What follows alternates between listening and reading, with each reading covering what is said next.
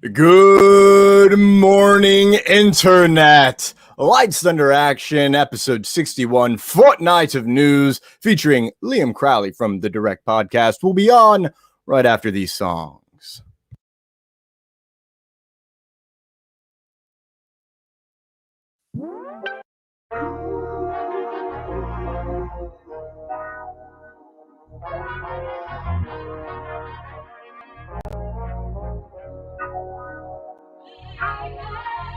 Trying to get out the city, born up in the nitty gritty. Good old boy was treated shitty, running, flying, need no pity. Family life was blowing up, not enough for my cup. Trying only to look up, even as a baby I knew what's up. Trying to get out the city, born up in the nitty gritty. Good old boy was treated shitty, running, flying, need no pity. Family life was blowing up, not enough for my cup. Trying only to look up, even as a baby I knew what's up. Ran away for college, trying to obtain that knowledge. For baby boy Thomas, to know himself is flawless. I was growing up in bondage, Tourettic mind unpolished. Locked it up like a hostage, cause I was constantly admonished by my family, by my friends. I'm the weird kid yet again. Piss me off and I demolish you. Nothing but the honest truth, it will just astonish you. Put you in a lago too, only keep a couple few people close to me. But who? That is for me, not you. But please know that I love you too. Keep you in my heart and mind, and I will always root for you. Succeed and love your life, even get a husband, wife. Just here to make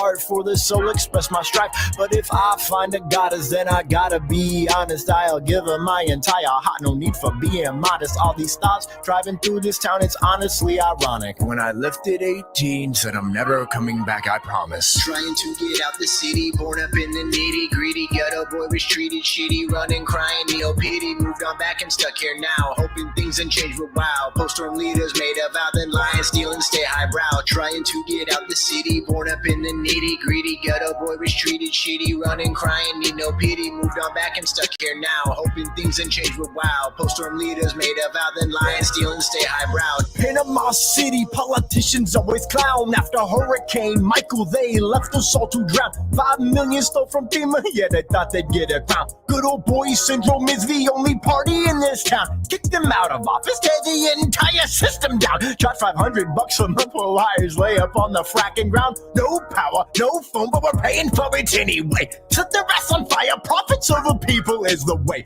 Burn them all down, take our money back, let them pray. Beat them to the fishes and the sharks up in the bay. Take this fight national, those phonies always stray from doing what the people want, they just look to prey on our fears and feed us lies through propaganda every day. Set us against each other so that we just fray and weaken our defenses. Yes, this is their play, so vote them out of office and please don't forget to spay. This is Thomas Toretto reminding you to please spay and neuter your politicians by voting them out of office and petitioning for term limits in the Senate and Congress. God bless America. Tommy Toretto. See, I don't like doing this, but I'm gonna teach you a little bit about the world. Yeah. Let's go. Welcome to the shop of Anonymous. I swear I don't want anything to do with this, I promise this. You hear me screaming from the top, I'm dropping knowledge. As a barrel's too far gone for a rookie, so I'm calling this. Game over for you, Trumps, the grind is all I know and do. Breathing fire like a dragon's or new power coming through. Yeah, I'm working 3 jobs so that I can frack that fool. The money you dummy, I'm finna know, honey, gotta take that love from me. Going to the future and never coming back. Marty McFly, now more like his dad. Trying to be calm, all this news is just whack. Propaganda flying, so know everybody mad. Empathy is gone, so we all for attack. If you disagree, you're just stupid and sad. Use intolerance, or must be smoking crack. Ignorance is bliss, y'all, just to die, yeah. Two sides of the same coin, killer. Why we ever stop living up for pillars? Acting like everything in life must be a thriller. We living in a world written by Frank Miller. Cause the Dark Knight's return, so now we churn. See our heroes messed up and now we spurn them because it pisses us off and now we burn their careers alive to the ground. Cause we yearn to be in that position so that we earn millions and millions and millions. But then we turn into the very thing we hate. Now we revert and we refer to the lines that we rehearse. Spread love and forgiveness only to sing deeper. What did we learn? Distract myself from the world. Why the earth, fire, air, swirl. Bend it to your will, then hurl. Flying buffalo, why don't you give it a whirl? Grab a saber, then just twirl. Force cut a pear, give her a pearl. Power unleashes a churl. Join the dark side with me. Guess it's time I get back to work. Captain of my own enterprise, call me Kirk. Anger and depression always seem to lurk. Round every corner, so I write this just a perk. Everybody moved up, cause we screwed up. Living in a country where we shoot up. Anybody disagree, just to move up the food chain. We grew up, otherwise they beat you down cause you used up. Time to boot up, new mindset program. Think you knew us, but you shoe us. You only care about us to subdue us, just to screw us. Living in a country full of Judas. Stab you in the back, USA or Brutus. Call them Lucius, bringing out the dark night. Now we tuned up, time to scoop up any positivity. While the masses all left clueless, they can only catch your speed. Mr. New One's opportunist, leave them naked in the ground, talking ruthless. I am ruthless, visions full of kid grown ghoulish, broken ruthless, spitting proverbs like Confucius. Call me Tommy Toretic or Nostradamus. Who this? Who this? Who this? Who this? Who this?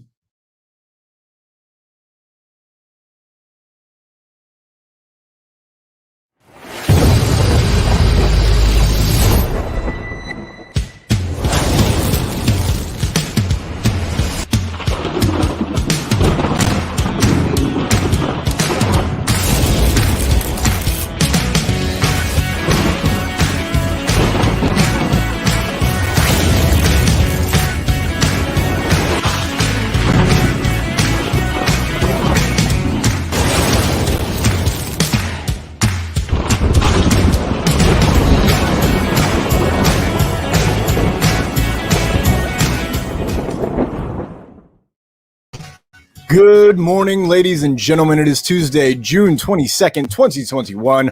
Welcome to episode 61 of Lights, Thunder, Action, where every week two Thunder Buddies discuss all things Marvel, Star Wars, DC, and the latest happenings in the entertainment industry. I'm Thomas Carter Rochester. My name's David Thompson, and today we've got a ginormous show for you guys. We are joined by a very special guest that we will get to in just one moment. Today we are going to be talking about a whole lot of news.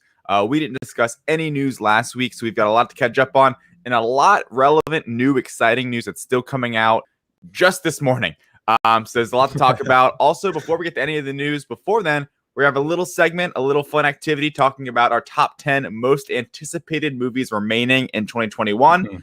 There's the back half of 2021 is stacked. We're going to go through that and share our top 10 lists. Thomas, what do you got for me? First off, good luck, everybody, trying to get me to pick 10 movies. That's tough. It's really hard. Yeah. But every week we are live streaming directly into your homes and phones via Facebook, Twitch, Twitter, and YouTube.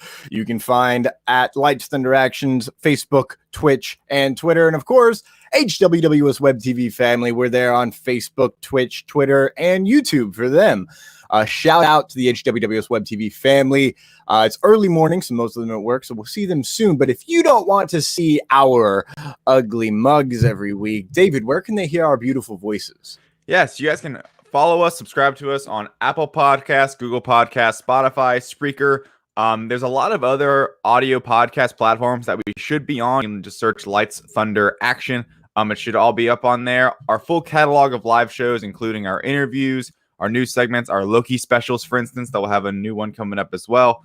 So please, give us a review, 5 stars, whatever they do on that platform. And please, if you are looking for us on a certain platform and you can't find us, let us know. I'll work on that. I think we're on a whole lot of places. Most people use Spotify, Apple Podcasts, so we should be there. And we appreciate all of your patronage and support. Yes, and we just...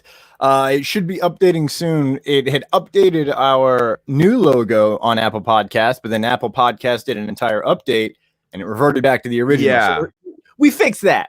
Thanks, technology. Damn it, stock. Damn it. Always doing the beep boops and the numbers. But you're not here to listen to us. I mean, technically you are, but that's because you're insane. You're here because we're here with a friend. Ironically, David, this is the second time I've ever done the podcast from this room. Yes. And the first time was with his co-host. This is from the Direct, WrestlingInc.com, and one half of the Direct podcast. I'm the king of the hills to die on, Crowley! Wow, I am just completely honored with that introduction, Thomas. You should be a wrestling ring announcer. You have a second career there if you ever want to pursue that. But yeah, guys, thanks so much for having me on. I really enjoy this show. Your social presence is phenomenal, and I'm excited to dive into all things comic book movie news in general. It's gonna be fun. Yeah, thank you so much for joining us. We've now gotten both sides of the Direct podcast on our show, and that's just crazy exciting. Go check out the Direct podcast, everyone who hasn't already. It's awesome. So Liam, I was jonesing yesterday. Yeah. Or not yesterday, on Sunday at work, when I was like, I have no podcast to listen to because I listened to them all this week. So I was like, where's the Direct? Oh, I listened to it when it came out. Oh no, I screwed myself. Did you listen to it after I fixed it, right? Because we had some audio issues when it first dropped. Probably after. As long as it sounded crisp, then we're good. But yeah. We had some technical difficulties. Premiere let me down this week, but we're all good now. We've made up. That's good. Yeah, my Premiere is dead. It won't open. Half of my Adobe won't open because I'm missing 2 .dll files. So a lot of research to do. Thomas, this is you reminded me. I thought this was our first morning show. This apparently is our second morning show after we did Disney Investor Day. How you doing this morning? You ready? Oh yeah, dude. I wake up at like 6 a.m. So I was like, yeah, we can do. I'd rather do 10 a.m. Eastern because that's only 9 a.m. my time, but that gives me 3 hours to wake up and get things done. So I'm good.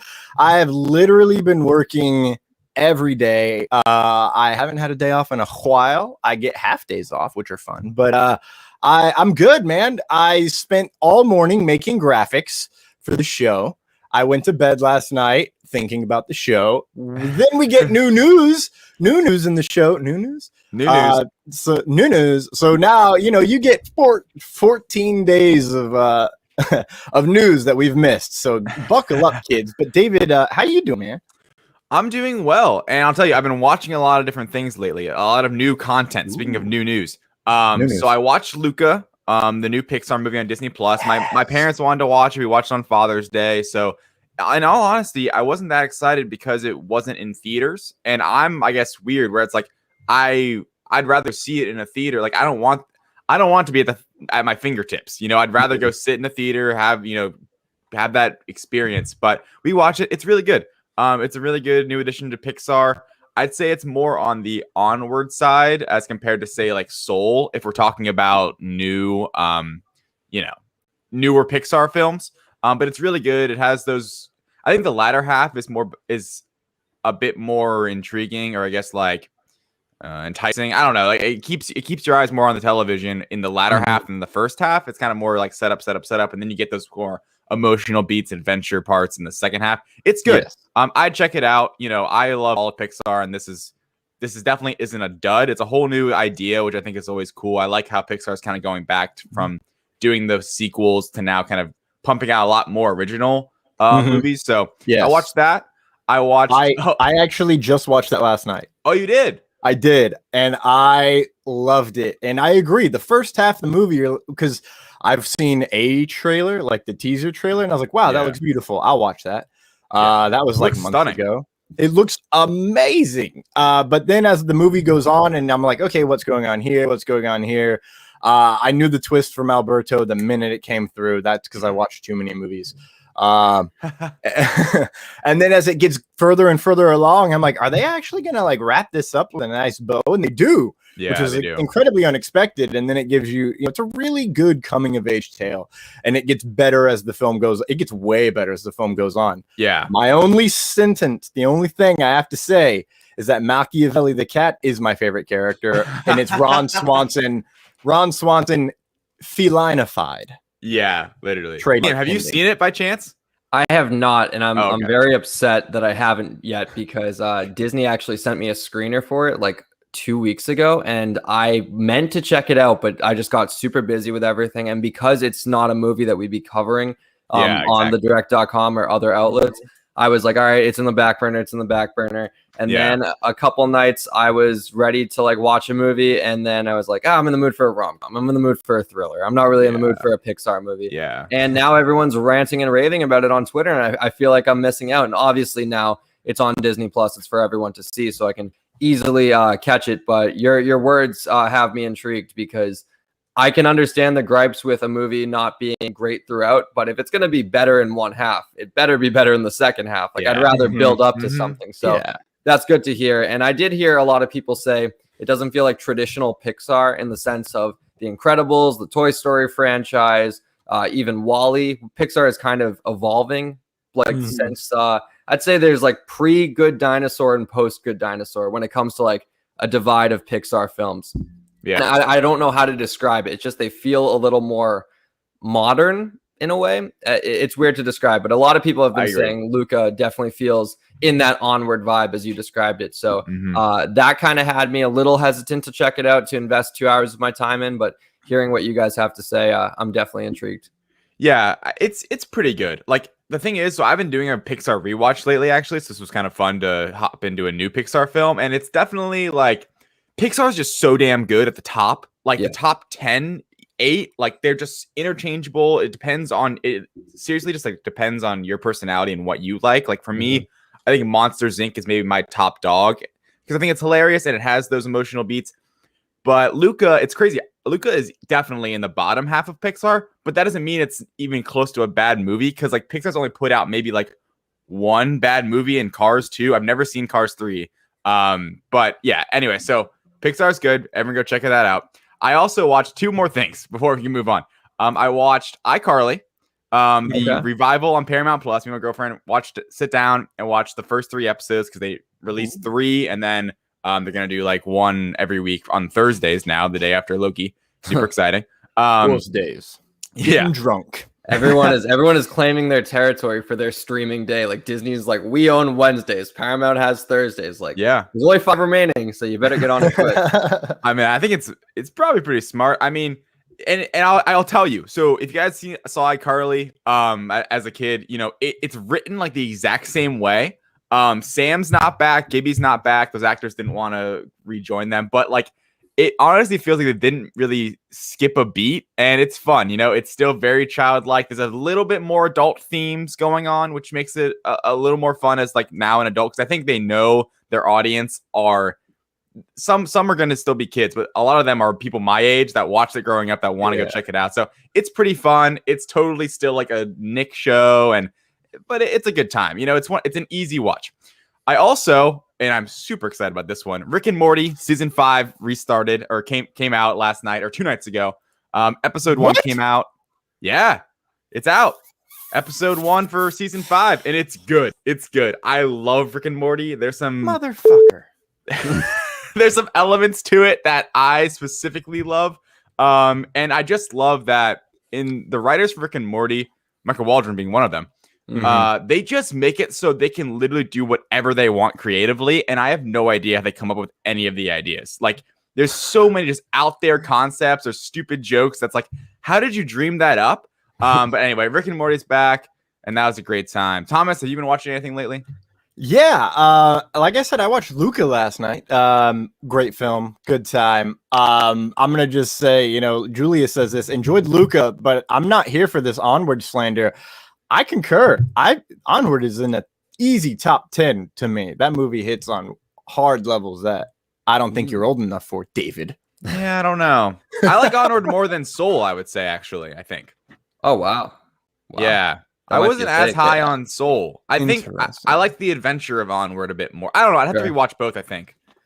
Yeah, Soul's definitely for the existential, which you're not that existential. Not entirely, no. My grandma apparently really likes Soul, she told me earlier this week. And I'm like, who really? Did? My grandma. Oh, yeah. I'm not surprised by that. Yeah, I guess not a movie made for kids at all. You know what else I've been watching, David? Fanboys, actually. I suckered you in, man. I roped you in, and then I let you. Fanboys. I restarted the movie Fanboys the other night because I don't know if you've ever seen this movie, but it is literally a heist film of 4 friends going across the country to steal an early cut of the Phantom Menace because their friend has cancer. So if you've never seen this film, I just gave you the plot, and it's set in 1997 or 1998, I think. and it's about this. It's not even it's kind of a coming of age tale vibe, but it's also like a reconnection, rekindling a friendship and relationship, because you know everybody kind of disappears from friends at times. So yeah, amazing, incredibly stacked cast throughout. Huge Star Wars nerd stuff, and I was watching it because I watched Rebels, David, and you are missing out, and I can't. Why do you do this to me? I apologize. I may never watch it just to keep this bit alive. No, I want this bit to die. Let the past die, David. Watch it. I seriously, like, I know it's become this thing back and forth. I'm not sure I'm that interested, genuinely. Like, I don't know the animation style. Like, I've been getting more into anime lately, and like, and that's kind of like taken up my animation, I guess, kind of itch if I had one before. I don't know. I'm still not there yet, Thomas. Maybe before Ahsoka comes out and there's all those, Ezra and whomever else pop up. Maybe. I'm still at maybe. Liam, you haven't seen it yet either. No, I'm very bad with the animated Star Wars. I watched. See, this is terrible because I can't. It's not even impressive. I watched a couple episodes of the first season of Clone Wars over winter break because Jack Hughes. I think he was actually in the chat, so shout out Jack Hughes.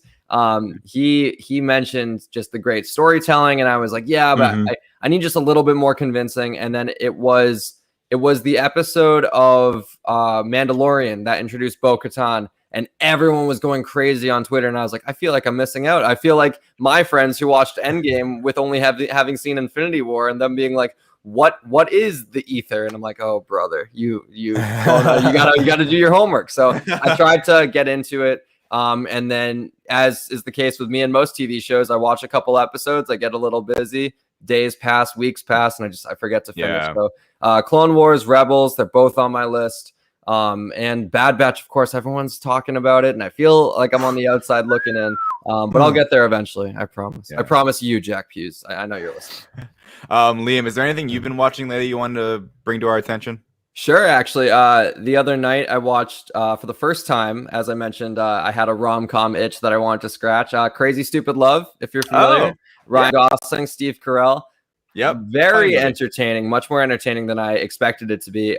Usually when I pick a rom-com, I think I often expect it to teeter more on the dramatic side. And this was so much funnier than I had any idea it would be. Ryan Gosling is just the man. He is so handsome. He needs to be in the MCU.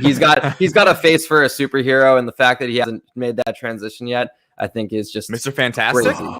Ooh, what if I think he's a little too stoic to be Mr. Fantastic. What if he does Doom? Ryan Gosling is Doom. Ooh, he's bad. I'm still on my Adam Driver train for Dr. Doom. I want Kylo Ren in the MCU. Like, dude, it's like he'd be the same character. Adam Driver as Doom would be the greatest thing I've ever seen. Anyway. Definitely brings a physical prowess to it, but continue. He can pull that off. Oh, he can pull off anything he wants to pull off. Yeah. He survived war. He can act.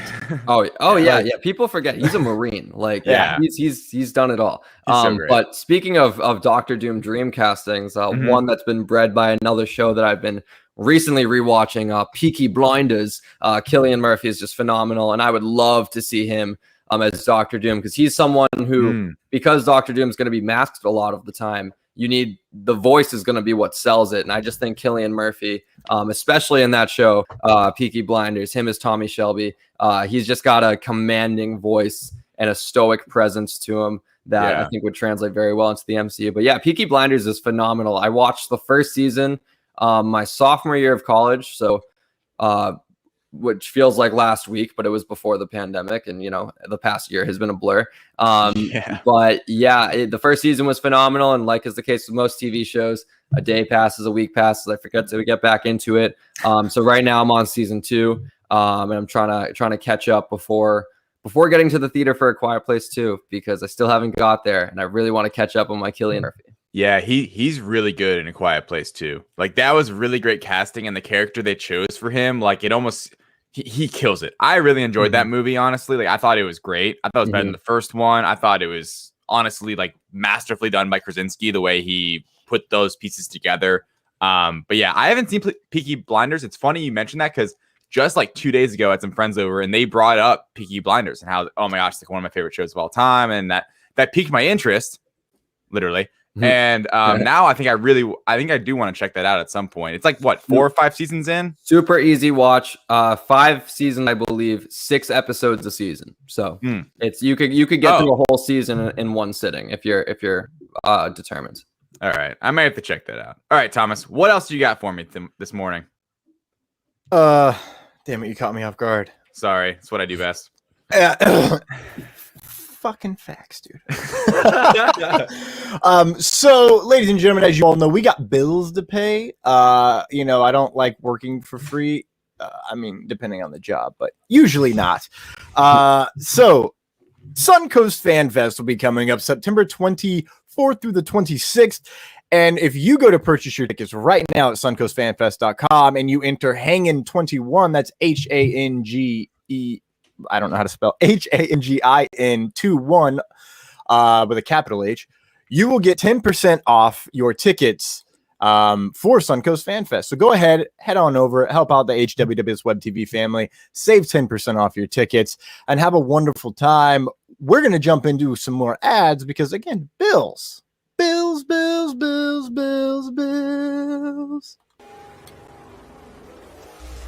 J Bauer Art has the graphic design skills you need to develop your next logo and at an affordable price. But he's not just a one-trick pony. Follow J Bauer Art on social media to interact during live paintings and see all of his previous artwork, which you can buy exclusively at jbauerartshop.com.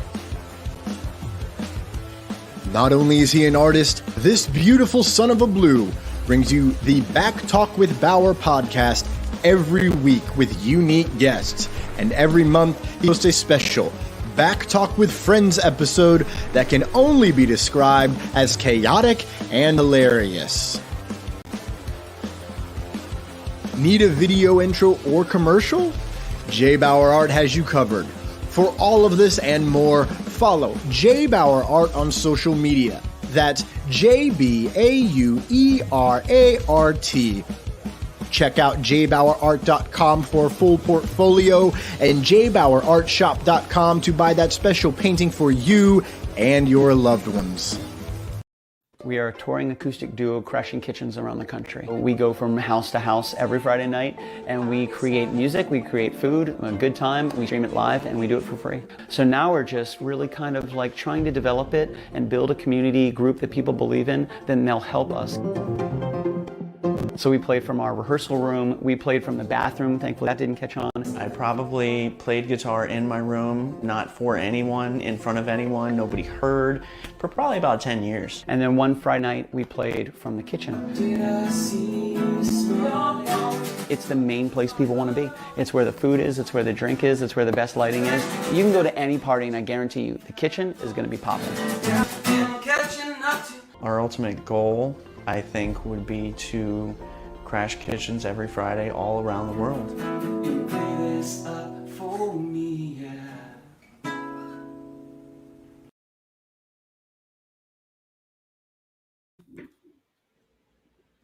Reels and Heels is a podcast that discusses movies, television, wrestling, and more.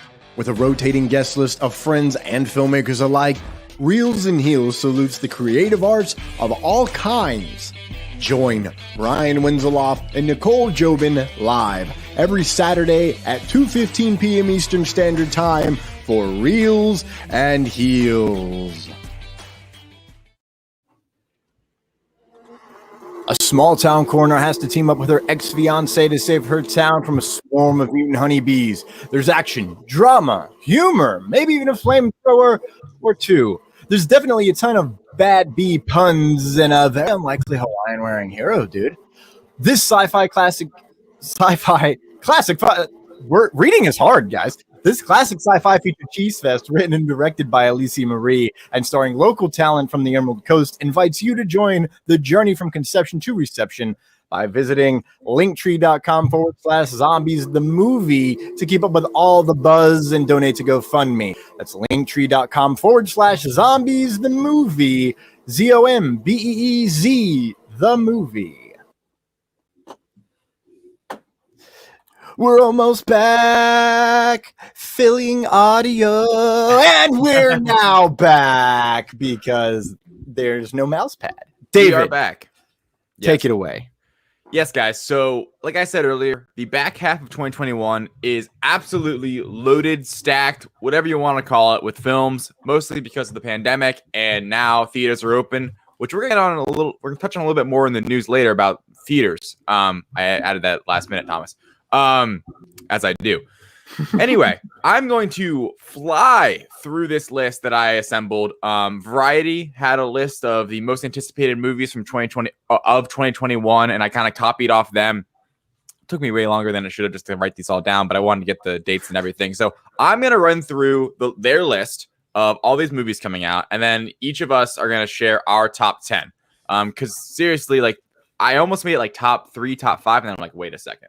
You know, there's a lot of movies, and I wanted to kind of share. I think there's more thoughts that come when there's a top 10. So I'm going to run through this as fast as possible, starting this Thursday, June 25th, F9, Zola, June 30th, Forever Purge on July 2nd, Black Widow, very exciting, the first MCU film in 2 years, on July 9th, Space Jam New Legacy on July 16th, Escape Room 2, also on July 16th. Old, the M. Night Shyamalan film, coming out on July 23rd. The Green Knight and Jungle Cruise come out both on July 30th.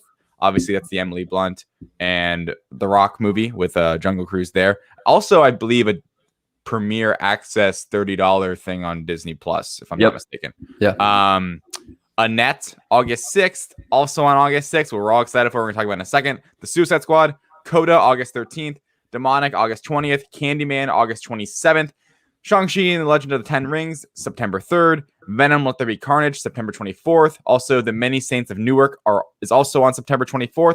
Dune, which I think, did they ever, is that now only in theaters? I don't remember whatever they decided on that. That's on October 1st. I believe they pivoted it to theaters exclusively, yeah. Yeah, I thought so too. I think Villanueva kind of made that happen. Anyway, good. No, James Bond, No Time to Die on October 8th. A week later, Halloween Kills on October 15th. The Last Duel also on October 15th. The French Dispatch on October 22nd. Jackass 4, which I didn't know was happening, on October 22nd. Eternals is on November 5th. Ghostbusters Afterlife, which in theaters is still, there's a trailer that plays that says it's coming out in the summer, and it confused me. Anyway, no, that's on November 11th. For anyone else that's confused, Ghostbusters with Paul Rudd and Finn Wolfhard and all those guys. Top Gun Maverick, which I'm very excited for, November 19th. Paul Thomas Anderson, Soggy Bottom, November 26th. Nightmare Alley, December 3rd. Sorry. West Side Story, which a lot of people are excited for, the Spielberg film, December 10th. And Spider-Man No Way Home, oh boy, December 17th. And then rounding out the year, The Matrix 4 is on December 22nd, a week later. So who wants to go first? There's a lot of movies here. Let's let our guest go first. Liam, let's hear it. Sure. I'm curious. So do you want my list, just all of them at once? Yeah. Okay. These are kind of explain as you go. Okay, so these are in no particular order because I'm terrible at ranking things, and okay. I'll get in my head. So I got Dune on my list. Obviously, it was a movie I was very upset when it got delayed. I mean, obviously everything was getting delayed last year, but I thought we saw a light at the end of the tunnel come December, especially because Wonder Woman 84 at least made an HBO Max debut and then select theaters as well. When Dune got delayed, within a week of the trailer dropping, I was like, how are you going to tease me like that and then make us wait a whole year? I can't wait for that movie. The cast is stacked. Timothy Chalamet is a young DiCaprio in the making, and this is going to be a breakout performance for him if he hasn't already had one, which a lot of people, he's great in Little Women everywhere. Yeah. Absolutely. Spider-Man No Way Home, obviously, we can't stop talking about this movie. Me and Matt joke about it all the time on the podcast. Oh, surprise, sizzle reel, more Spider-Man news, because there's a new theory, there's a new interview, there's a new tidbit, there's a set photo, and Andrew Garfield's hairstylist's assistant was spotted on set, which has got to mean, and like, I need to see this movie. So not because the theories can end, because I love them, but because I'm boiling up with anticipation of what everything means. Yeah. Eternals, if I were to have a number one, Eternals is definitely the top of my list. This is my most anticipated Marvel movie across the board. Falcon Winter Soldier was my most anticipated project, but Eternals, man, the cast is insane. The director, Chloe Zhao, is going to make a beautiful movie, and the little bits we've gotten from the story, just piecing puzzle pieces together based off clips we know and comic lore and everything, I think it's going to be phenomenal. And Barry Keoghan, Peaky Blinders, I'm going to mention it probably a lot more this podcast. He's going to be in it, and I think he might be playing the villain, which is just all the more intriguing. Free Guy with Ryan Reynolds. When I saw that trailer, I fell in love with it. I think the premise of being a civilian in like a GTA type game and navigating your way through the world is genius. Candyman, I'm not a horror movie guy, but I will watch anything Jordan Peele is attached to. And, he's just a genius. I don't really have to say much beyond that. Top Gun Maverick. Top Gun has a special place in my heart. It was one of the first movies I dove into that was really before my time. Like, obviously growing up, I watched a lot of stuff, but I watched stuff that came out as the years went on. I watched the whole Raimi Spider-Man trilogy. I watched the Christopher Nolan Batman movies, but eventually when I started to become more of a film buff, I wanted to dive deeper into like the 80s, 70s, 90s and all that. And Top Gun was one of the first ones that made me fall in love with like the campy 80s action movie. And I think Maverick is going to be cool. And I'm super hyped that Miles Teller is involved, because he's just the man. Black Widow, obviously. It's been too long. It's been what feels like 2 years, even though it's only been one. And I just need to see this movie. And people are comparing it to Cap Winter Soldier. If you know anything about me, you know that's all you need to sell me to get me in theaters. We got a movie called Don't Look Up, which is not much is known about it. It wasn't actually on that list because it doesn't have an official release date, but it is expected to drop on Netflix in 2021. And the reason why I'm invested in this movie is, let me just read you some of the cast real quick. Jennifer Lawrence, Cate Blanchett, Leonardo DiCaprio, Meryl Streep, Jonah Hill, Timothée Chalamet, Ariana Grande, Matthew Perry, Tyler Perry, Chris Evans, Mark Rylance, Michael Chiklis, directed by Adam McKay. And it's supposed to be a black comedy. So, I would have never imagined that cast assembled to create an Adam McKay comedy. And it's going to be on Netflix, which, why not? It's easily accessible. I believe it got two more. No Time to Die, obviously. James Bond is phenomenal. This is probably going to be Daniel Craig's swan song unless something crazy changes. And also Rami Malek as the villain. The trailer sold me. I love just the vibe he brings, and his breakout performance in Bohemian Rhapsody. Everyone was like, okay, this guy's going to get a ton more work. And then pandemic kind of happened. So his momentum has stalled a little bit. I think that this is going to pick it right back up. And I will round out my list with, I'm going to go with Venom, Let There Be Carnage. Ooh, no Shang-Chi. No Shang-Chi yet. I'm not fully sold. And it's not a gripe on Shang-Chi, and I think it is going to be a great movie. But the first trailer got me excited, but not the way Eternals got me excited. Marvel, with their trailers for new heroes, I feel like really got to hammer home exciting stuff. And even though Eternals is further out, I think that it had a much better trailer. Not to say Shang-Chi had a bad trailer, but when I was picking it apart and doing a breakdown and trying to piece stuff together, it wasn't as invested as I thought it was going to be, essentially. Venom, Let There Be Carnage, the reason why it's on my list is not so much me being excited for the plot, but me to just kind of understand and learn more about what the hell is this Sony Spider-Verse, because I think we're going to get not full-on answers, but more inklings of what they're setting up. And Woody Harrelson, I think, is just expertly cast as Carnage, and I think that's going to be a really fun performance. And I actually, if I were to choose a Sony film, I would have picked Morbius, but obviously that's been delayed to 2022. Just because after that trailer, what is Michael Keaton doing there? Why is Raimi's Spider-Man have a poster in the background? I'm so confused. But yeah, that's Liam, you didn't have Suicide Squad.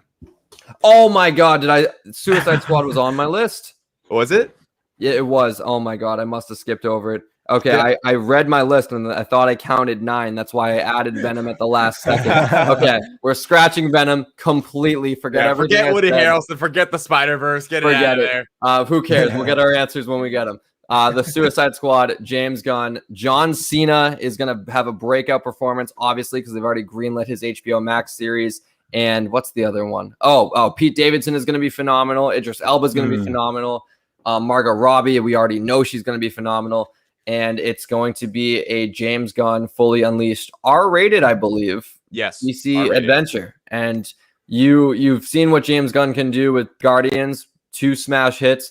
The chains are fully off now, giving him an R rating, and I think it is going to be a blast. Thank you so much for reminding me of that, David, because that's an insult to my character for me. I almost saved it and jabbed you with it later, but I saved you there.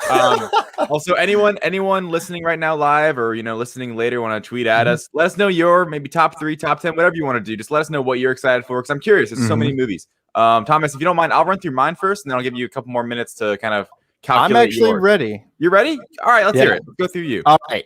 So here's the thing, David. You're missing some movies on this list. And if it weren't for Liam shouting out Free Guy, I'd have been like, I wouldn't have gone and done some research. So I have 5 honorable mentions that are not on the original list. My headphones are dying. Love that. Honorable mentions. Clifford the Big Red Dog. How the frat could you leave that off the list, David? It's live action, isn't it? How are you not excited for a giant red CGI dog? Okay. Granted, the CGI is probably going to piss me off half the movie, but whatever. Blame the fine folks of Variety. I was going up their list. I thought they were reliable. How could you, Variety? Don't you know I'm looking forward to it? Free Guy is definitely on my list. Anything with Ryan Reynolds doing that, and the idea of obtaining free will in a written story inside of a video game isn't very far off Loki. So I think it's, in terms of the character itself, like it's learning, it's breaking all the rules. Like it's gonna do things that I don't think people are ready for. Wow. Snake Eyes, because I'm a huge fan of Snake Eyes. Yeah. The King's Man, because why not? I like the other movies. That this year? That's supposedly this year, Okay, according to this 95 most anticipated movies from Rotten Tomatoes. Okay. Which, weirdly enough, still has Venom listed as October 8th, 2021 in that specific article, even though they have it listed as 2022 everywhere else. I don't know. Technology, man. And then my last honorable mention is Sing 2, because that first movie is just gold. I love a good jukebox musical, you know what I'm saying? But the top 10, here we go. This was actually difficult figuring out what to put at number 10, because I only had 9 that I'm really anticipating, like in terms of lose my mind. But I put number 10, 007's new movie, whatever it's called, because it comes out a week after my 30th birthday. So sure, I'll go see that in theaters. Why not? I feel like James Bond might die in that one. I don't know. That's kind of the vibe I've been getting from the whole film. Number 9, Black Widow, because I've been waiting for 84 years to see this movie, so it's dropped a lot. Number 8, Venom. It's Sony, so I'm scared.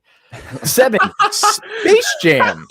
What a statement. It's Sony, so I'm scared, and that's it. Just point that's blank. it. And it comes out a week before my birthday, so it's a very topsy-turvy what could happen kind of situation. Ooh. You know, historically speaking, movies that come out on my birthday aren't that great. Yeah. Except, Joker was close. It was like 3 days away. Space Jam. I love Looney Tunes. I love voice acting.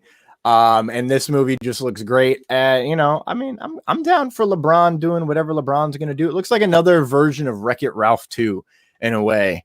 It's just diving into the internet a little bit. Number 6. This might surprise you, David. Ghostbusters. Ooh, okay. I am very excited. I love all the Ghostbuster movies and the cartoon. If you want to fight me over the quote unquote female Ghostbusters movie, I will fight you to the death and you lose. That's a hill I will not die on. I will kill on. I will win that war. Yeah. Number 5, Shang-Chi. Because it's Marvel. The top 4 you could probably guess, but I think this wrinkle is going to catch you. Dune is my number 4. Coming out on my birthday, giving me hope for turning 30. So that's the only reason it's as high as it is. Yeah. Because it looks great. It looks like an astonishing film. It's one of those movies where I feel like it's a slam dunk, so I'm not as hype. I'm ready to go see it and just be taken away on a journey, kind of like Blade Runner 20, whatever, the second Blade Runner. That movie was just, I was like, I think I know what I'm getting into. Watched the first movie, was like, I have no idea what I'm getting into. Watched that movie and was like, I like it more than the first. Right. It's going to get me yelled at later, but number 3, Suicide Squad. We'll put a pin in that. Number 2, what do you think it is, David? Let's take a guess. What's my number 2? Spider-Man? No. Oh, Eternals. Number 1, Spider-Man. Number 1 is Spider-Man. Yeah, all right. I want more pictures of Spider-Man and videos, and I need more Spider-Men and Spider-People. David, did I send you the Spider-Gwen Adidas basketball shoes? Yeah, I saw you share them somewhere. Those Oh are my cool. God. I don't want to ever spend $100 on shoes, but those might be the ones. So that's my top 10 for very obvious reasons. So David, take the floors. Okay. I'm happy with my top 10. You know, I think mine's kind of obvious if you know my personality at all. So number 10, I have Venom. I put in quotations whenever down the list. Sorry, Bond, because James Bond's No Time to Die didn't make it. I'm not a big James Bond fan. Like, shoot me. I prefer Mission Impossible. Like if I had to choose between those two, because they're often like kind of talked about together. I don't know. There's something about them where I'm not that intrigued. Like I'll go see it, of course, and I'll be, you know, interested when I do, but I'm just gonna watch it probably one time and be like, all right, that was good. That's how I've been with the last couple Daniel Craig movies anyway. So I'll see it, but it's, I guess, an honorable mention. Wasn't on my list. Venom, obviously, I think the Venom films are kind of lacking because they don't have Spider-Man and they kind of have this goofy tone to them, and it seems like Let There Be Carnage is going to keep up. Even though it's Andy Serkis directing, it seems like it's going to be like the exact same as the first one with like the comedy and kind of just the way it plays out. It's interesting. Like Liam brought up earlier, I'm a little more interested in it in the sense that Sony president a couple weeks ago said that, hey, like, you know, check out Venom in October. Like there might be some sort of connections, or especially after No Way Home, we'll kind of know more. 9 is Dune. I'm excited for that movie. I bought the graphic novel. I'm going to try to read it beforehand, and that'll probably launch up my anticipation. The cast, obviously phenomenal. You guys have covered that. Super excited for that one. Space Jam. Obviously, I'm a huge LeBron fan. I love the original Space Jam. I think it looks so much fun. I can't wait to go in the theater and check this out. You know, it seems like such a fun summer flick. I feel like that's a movie where it's like, that's the classic movie that'd come out in the middle of July, go out with your friends, bunch of kids in there doing whatever. It just seems like such a fun movie to go sit in the theater and enjoy. Even if it's probably going to be garbage, I'll enjoy it. F9, another movie that's probably going to be garbage that I'm going to love. I'm checking it out Thursday. I've got my tickets, 7 p.m. Can't wait. IMAX, going to go watch it. I love the Fast and Furious saga. I've heard only bad reviews about the movie. I do not care. I am very excited for it. I'm excited for them to hit the NOS, go to space, do whatever, jump around, John Cena, Vin Diesel, Tyrese saying it's in the MCU, whatever. I'm in. Number 6. F10, we're in the MCU. yeah. They hop through a portal, they look at Loki. Oh, wait, where are we? Really quick on F9, I can't wait to go see that in IMAX. Just for the Jurassic World thing at the beginning. Yes. Yeah. That's like why I want to see it, specifically for that Dominion trailer. Same. I'm excited for that. That made me more excited now. It's like, ooh, that's a crazy time. That's a really cool idea from Universal to put that. It's a year ahead of time. You know, that comes out, I think, next June. I believe. June 2022. Yeah. So it's a whole year in advance. Spider-Man, what are you doing? We're 6 months away. Number 6, Black Widow. It's my lowest anticipated movie of the comic book movies. I think it's been, not only is it like 1 year in the making, I think it's like 5 years like in the making. I feel like Black Widow, this should have happened years ago. And I've always kind of had that stance, not to take away from how good it's going to be, but even the fact that it's basically a prequel, of course, it's going to set things up for the future of the MCU. But on the track we're at right now with WandaVision, Falcon the Winter Soldier, and especially Loki setting up this next phase, it still feels a step behind for me, and it feels like it's going to be kind of playing catch up a little bit, but I'm still very excited. It's the first MCU film in a theater in 2 years, so who can't be excited for film fans like us that love Marvel? Number 5, of course, Suicide Squad. Can't wait. We're going to talk about that a little bit in a second. There's a new trailer out we're going to discuss. I think it looks absolutely phenomenal. James Gunn, the whole drama that happened with him and Disney, it all worked out because now we get a Suicide Squad movie from him and Guardians of the Galaxy 3. So, hey, us consumers, us fans are thriving right now. The cast looks phenomenal. Idris Elba, Margot Robbie, John Cena, King Shark. I can't wait. You don't have to hype it up anymore, man. It's coming after the break. I know, you're right. Number four, ahead of Suicide Squad is Shang-Chi. I'm really excited for this movie. I've been very, very high on what this movie is going to be, choreograph wise, and just the fighting style. Bringing proper martial arts into the MCU, I think is going to be really, really interesting to see, and a whole new fighting style brought into the cinematic universe that I think they can do a lot of cool stuff with. And I hope it lives up to that hype I've made in my head. Because, sometimes MCU action can look kind of like MCU action and a bit generic, and you feel you've seen this before. I hope this movie changes that a little bit. Obviously, bring back the 10 rings into the MCU in a more proper way. I love the father-son dynamic they're setting up. I'm a sucker for that. The fact that Shang-Chi in the trailer, kind of, it's setting up for him to have, left that life, tried to move on, and I think it'll be good representation, at least for Asian Americans. I know there's a lot of controversy if it's even going to open up in China, things like that, but I'm excited for it. My top three. Number 3 is Top Gun Maverick. The original Top Gun movie. It's one of my dad's favorite movies. It's my brother's favorite movie of all time. It's gonna be a whole family event probably. I just bought my dad for Father's Day a shirt that says Top Dad instead of Top Gun in the font. Nice. So it's a family thing. Like, I'm really excited. It's really gonna be a blast. Like Liam said, Miles Teller's in it. Obviously, Tom Cruise is back. It's been a long time in the making, and I really can't wait. Number 2, and if you asked me 3 months ago, this would have been maybe number 10, Eternals. I don't know anything about the Eternals characters, never read an Eternals comic book, any of that. But that trailer, that tease, that's really all I'd have to see to get me in this theater day one, super excited. Like, I almost don't even want to know anymore. But the cast is great. It looks so unique for the MCU, and that's what I'm looking for now. Like, in this new phase, I feel like these unique projects like this with creators like Chloe Zhao, it really, like, that teaser really won me over, and I just can't not wait. Obviously, my number 1, and I'm not going to get into this very much, Spider-Man No Way Home. If this movie is what shocking. Yeah, super shocking. Shocking. If this movie is what the rumors say, you're going to find me, I don't know, passed out somewhere for a week. I don't even. On the moon next to Captain America. Yeah, so any Spider-Man film is always going to be my number 1. So that's not very shocking, but No Way Home has a lot of great potential, and I can't wait. So, hey, there's our top 10 list. There's a lot of good movies coming out the rest of the year, I think. It's really stacked. You like how I turned it into a top 15 for me? I did like that. Shuck your stupid rules. But if those were on the list, it would have made the top 10 so much harder. But not that much harder, but like a little bit, because I would have taken off Bond, and it would be like, all right, well, which one of these 5 do I actually want to see more than Bond? Totally Clifford. Them. Listen, I got help from the comments, or should I say the moments, because Mom's here saying Clifford is going to be the best, so I concur. Yeah, that'll be interesting. It's going to be something.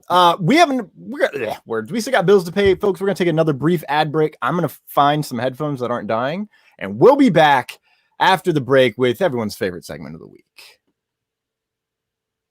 Welcome, Glasscock Park, to this glorious day. Today is your lucky day. We got some great stuff. This is Glasscock Park. Marvelous. Thank you. Come on, let's go. I don't have all day, people. Now, it's time.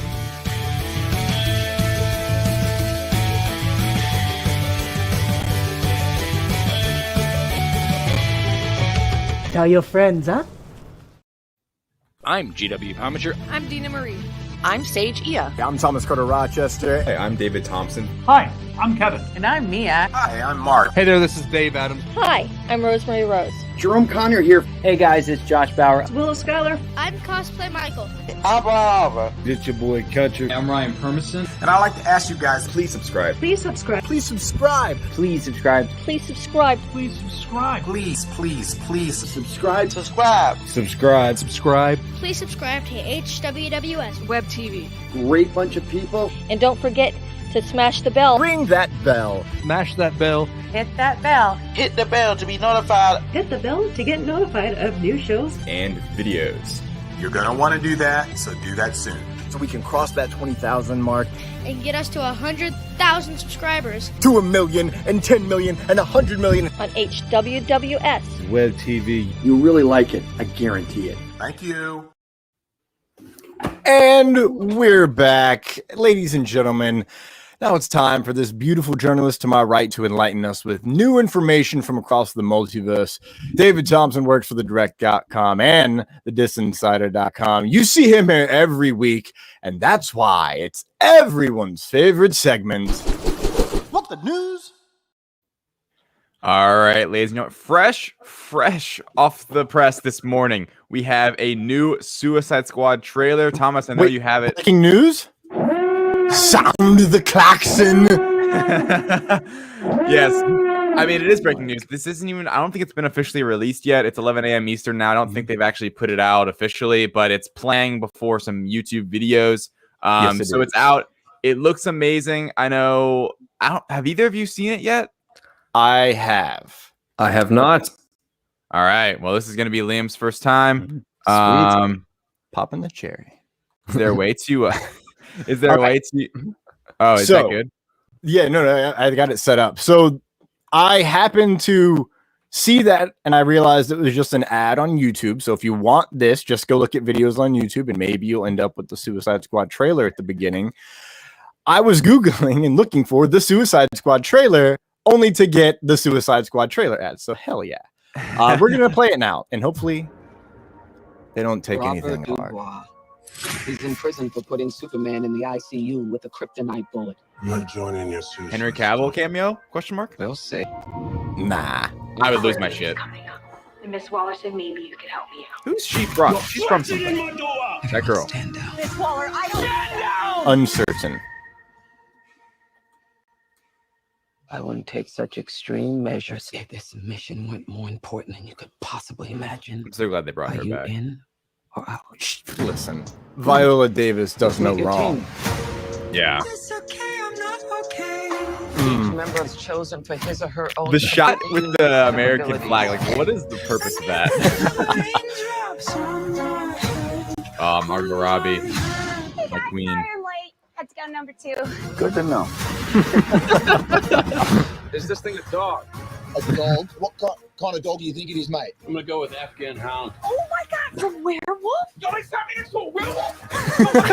He's not a werewolf, okay? Isn't Sean Gunn the weasel? Yeah. Yeah. He's killed 27 So children, funny.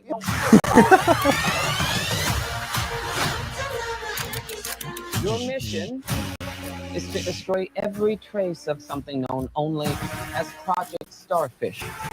I was surprised. We saw that. Oh, Starfish? this. This is slang term for a butthole. Is there any connection? No. He's got the same humor as Dave Bautista. Yeah. All right. Let's get it. Oh, Starro. That action looks cool. Starro. I'm so excited for him. Dave Mastallion, man. It's Yeah, gonna be he's wild. such a funny actor. He's so weird. Who's my dad? I want to get you out of real life. I'm going to get you out of here alone. It seems like Idris Elba might be the main character. Yeah, that's the vibe I get. Based on this trailer, anyway. Like, it kind of feels like Harley Quinn's kind of there, and then John Cena's getting set up for the... What do you got? Bird. Now it. Stay off the comp. I didn't see that part. Yeah, me neither, actually. I didn't see that part either. It seems like Idris Elba. What even is his character's name? Bloodsport. Bloodsport. It seems like Bloodsport's getting set up here for. That's a good movie. Yeah. Just true. I'm not gonna lie, I was already excited for the movie, but that trailer really ramps it up for me. And the fact that James Gunn keeps teasing that more and more people, like a lot of people, are gonna die in it is really interesting to me. And it makes me excited, right? Because especially because this feels like it could be like somewhat of a one-off project for James Gunn. Who knows? We'll see. He might just have no qualms of killing people and just leaving it for what it is. And that makes me excited that this movie could really be a beginning, middle, end, and it's a whole story by itself. Liam, you just saw the trailer for the first time. What were your thoughts? Yeah, this was the pinnacle of a summer blockbuster trailer, which I don't think we have seen yet for Suicide Squad. Just the way it was cut up, the way that the music got louder and quieter, and quips were thrown in. This, if I were to organize my top 10 most anticipated list into an actual 10-1, this would have moved up a couple spots, because I think that trailer was definitely that good. Pete Davidson getting some shine there, even if it's only so brief. He's a character that I think is 100% going to die, just because all of the no names I think are kind of destined for doom. But still, I'm going to enjoy every moment he's on screen, because he's just so funny. And I think pairing him with a director like James Gunn is going to just be phenomenal. But yeah, overall, great stuff. I can't wait for this movie. I'm so glad it's coming out in theaters, as well as HBO Max, because this is something I don't want to stream. I want to get a big bucket of popcorn and watch this crazy movie. And yeah, as you mentioned, Idris Elba definitely being set up to be the main character. And it's funny because when this was officially greenlit, he was cast to replace Will Smith as Deadshot originally. And then when that got some backlash, they were like, oh no, we're actually just gonna create a whole new character for him. Because I don't even think Bloodsport is a comic character. I think that this character was created for the movie. I can fact check myself on that in a second. But regardless, based on this trailer specifically, it's very clear that this original script had Deadshot in it, because same type of thing. You know, he's in prison. He's got a daughter. He's trying to make it up. He's trying to be a better family man. And then his daughter sees him on TV doing some good. And so it seems very similar to Deadshot, but I don't think that's going to detract much from his performance. I think he's definitely going to shine. Yeah, and I think it's actually a smart move, if it is true that it's a new character, just for James Gunn to be like, hey, like, let's not make this a whole reboot recast deal. Let's make it a new character. Maybe they have similar beats. And Idris Elba and Will Smith actually kind of physically look similar, especially when Will Smith puts on like some muscle. They have like similar kind of like presence. But yeah. Real quick, that is completely incorrect on my part. Bloodsport is a character in DC Comics who debuted Superman Volume 2, April 87. So yeah, he's similar to most of these characters. He doesn't have a ton of appearances, but lesser known. Yeah. Yeah, but I mean, lesser known, yet in this film, he's being portrayed as maybe the main character, and it's Idris Elba. Thomas, you saw this trailer. What were your thoughts on it? Let's fucking go, man. Let's go. I mean, we still got to get through like all of July, but I'm ready for August 6th. Like, it's 100%. Soon. Can't wait, man. Like, that's gonna be it's gonna be a good time. It's gonna be a great film. It's gonna be wild. And seeing more of the tone is great. Yeah. And now understanding, like, we'd already kind of pieced together from the last trailer, oh, they're going to be fighting Starro. That's the mission. And now it's like, yeah, you're going to take on Starro, essentially. Yeah. And that's still all we know about it. And it's like, it's going to be a wild ride. I will say that trailer, we're going to move on in 1 second. That trailer is definitely more of a full trailer to kind of show, all right, this is what's happening. This is kind of the story beats. You get a little look at Idris Elba's family life with his daughter and stuff. Like, you can tell there's the fundamental difference between a teaser and what that is. Saying Starro, bringing up the mission, getting a little bit more of the family involved. So yeah, I think it was a great trailer, and I can't be more excited for it. And August is really just around the corner, guys. So it is. So that means we have to speed into our next news story. Right. The Flash production updates. Yeah. Do we get any other heroes? Question mark. Ooh, any more than what we've already seen? Ooh, I like that question. It's my official question. So, Thomas, I think today we kind of just want to like go through these photos. There's some official ones that were released by director Andy. Is it Muschietti? Is that what we pronounced it? You got it. Yeah. Andy Muschietti, you know, and the Muschietis. I think his wife is a producer on the film. have released some official images showing a new emblem for Flash, teasing his new suit, showing the Michael Keaton emblem for Batman, and of course the Supergirl emblem. There's a report as well from the Illuminati we're going to get on in a second, and then there's some set photos. So let's begin with the official photos, at least.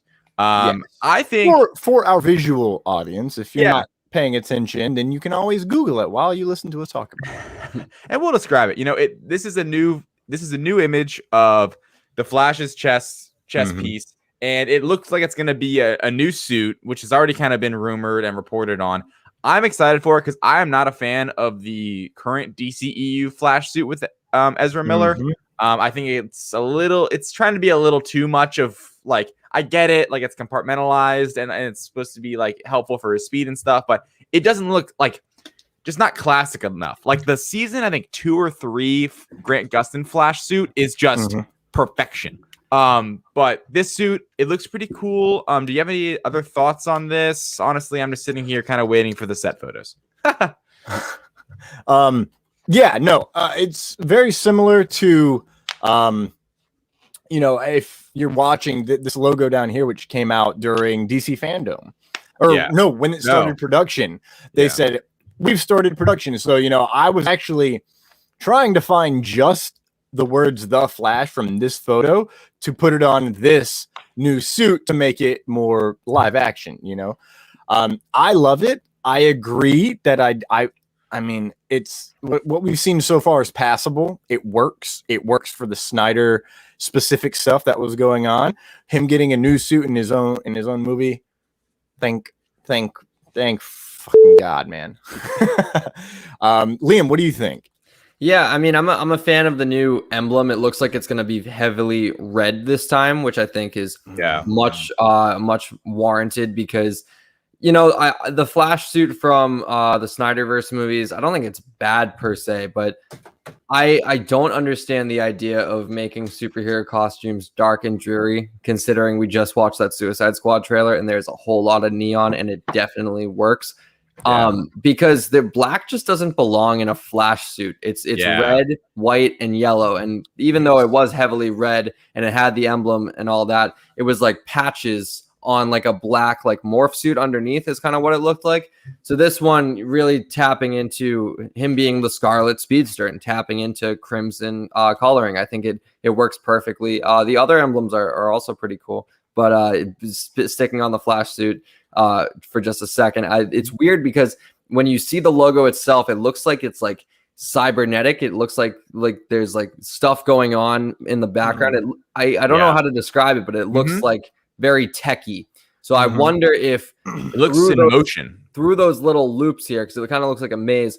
I think maybe that's an outlet where we could see like the Speed Force literally running through grooves on the suit. I think that's something that they could work in and make it a unique speedster suit, because even though we haven't seen a lot of speedsters in movies, it's been done to death in the Flash TV show. So in order to make him feel a little bit more unique, I think that's a really cool production technique they could work in.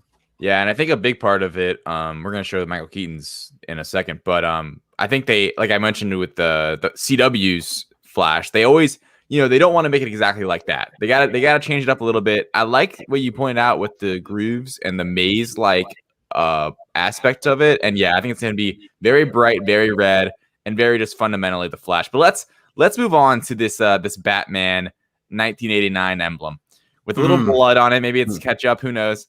But wow, what an image to just tease on. I mean, that's just, come on, it's just so cool, guys. Like, this is just crazy. Who would have thought just like maybe 3 years ago this would be actually happening, where Keaton's back and he's gonna be presumably in the suit. He's not just back in a Batman Beyond role. He's gonna be suiting up in some way. Maybe there is a de-aging scene. Who knows? I don't. It's really up for debate because they can do a lot of technology today. I think the fact that we might get him suiting up, fighting alongside Flash is awesome. This is just the hype, man. The machetes know how to hype us up, right? Like, this is just crazy. Like, come on. This is so cool to me. Thomas, what do you think of that? My favorite thing about this entire picture is that you can see dried blood on spots in the costume. Oh, good point. That's such a small little beautiful detail that hasn't really been pointed out. Obviously, this is the shit I do when I'm making my own costumes. I had my own blood spots that no one ever notices, but I know they're there. Right. So I love that. It looks, I mean, if he gets punched by anybody, he's gonna bleed. He's a human being. So it's like, is that his blood? Is that someone else's blood? What kind of blood situation are we going on? And if we're about to get an old man Batman again, like an older Batman than we already had, that's going to be brilliant. Liam, what do you think, man?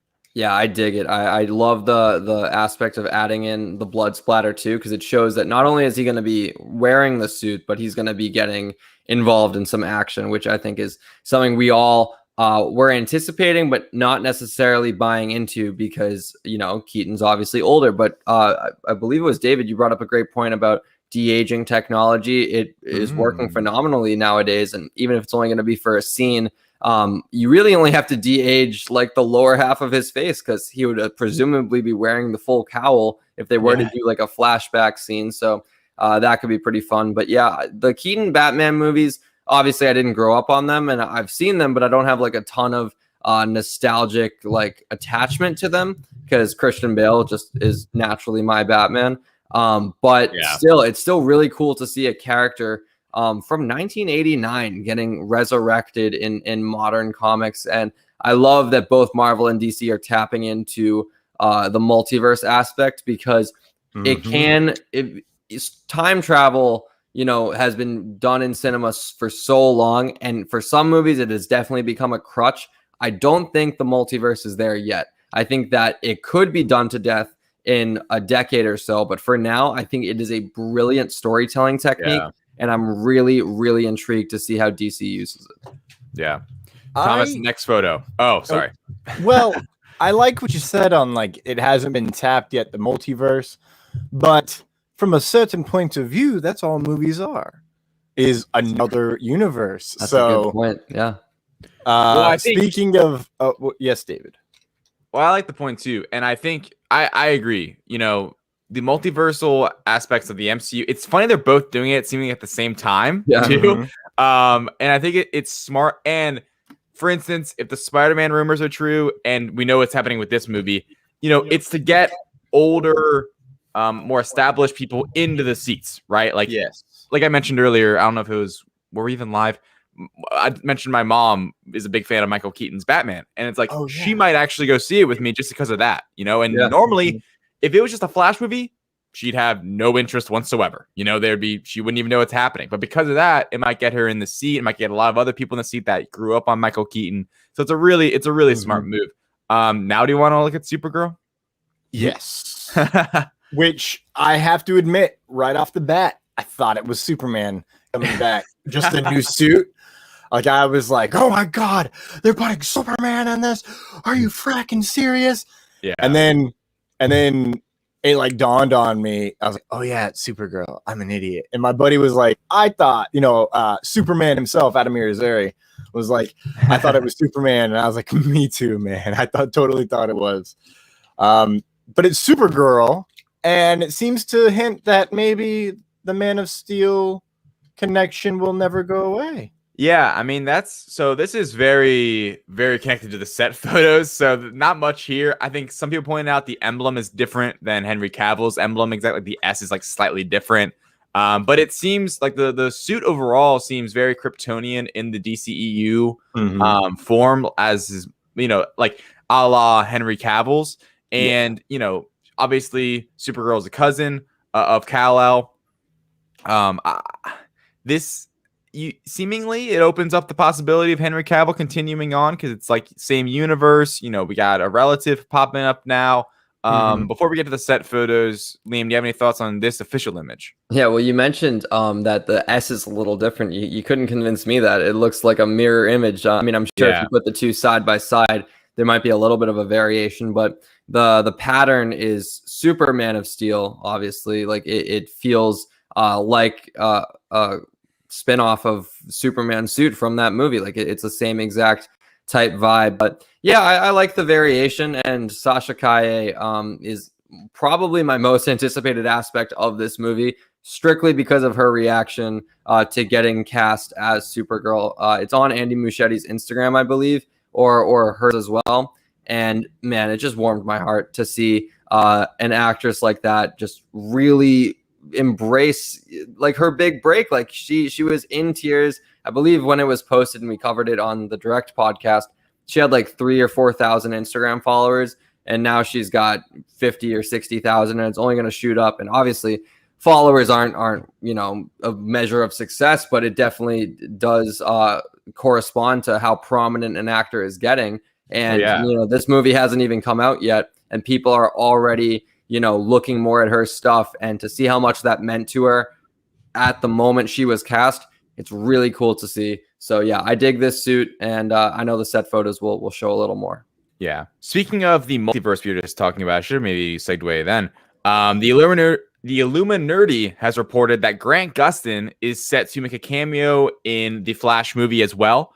And this, another bit that could be really cool, especially for the fans of the Flash show. But it makes sense, too, because they already established it in the show when Ezra Miller popped up, and now being the other way. I think that'd be so cool on the big screen to finally see Grant Gustin, even if it's in a limited role. I fell off of the Flash show, but I loved it in seasons 1, 2, and then I kind of started to fall off in 3, but especially seasons 1 and 2 are just so good to me. And I love Grant Gustin is amazing in the role, in my opinion. Like, I think he is the Flash to me. Seeing him on the big screen, even if it's in a small role, I really hope this rumor report is true, and I would love to see it, keeping up with that multiverse and having fun little cameos here and there. Did you have any thoughts on the rumor, Liam? Yeah, I mean, I think it's super tailored to what was established in that one scene. It wasn't a Flashpoint crossover. Was it Crisis on Infinite Earths, I think? It was. Something like that. But yeah, I think having him pop up for a cameo, this movie looks like it's throwing everything and the kitchen sink at it. So you might as well. It's right there. And sometimes fan service, you don't want to let your audiences dictate your movies. But at the same time, sometimes they have pretty good ideas. And this is something that's been desired for a very long time. The pieces are there. If it's just even a quick scene, I'm for it. Yeah. Thomas, what did you think? David, you know how much I love that show. Yeah, I know you do. I apparently am the only person, and I'm not even caught up on this season. I watched, I think, the end of the Mirror Master segment, and then I just got busy. But I've watched it all the way through. Easily my favorite moment of the entire Arrowverse, all the way through, up and down, having watched everything through Crisis, is that cameo. I had to go back and rewatch it because I spent the entire scene screaming. Like, literally, it was, it's happening! It's happening! Oh my God!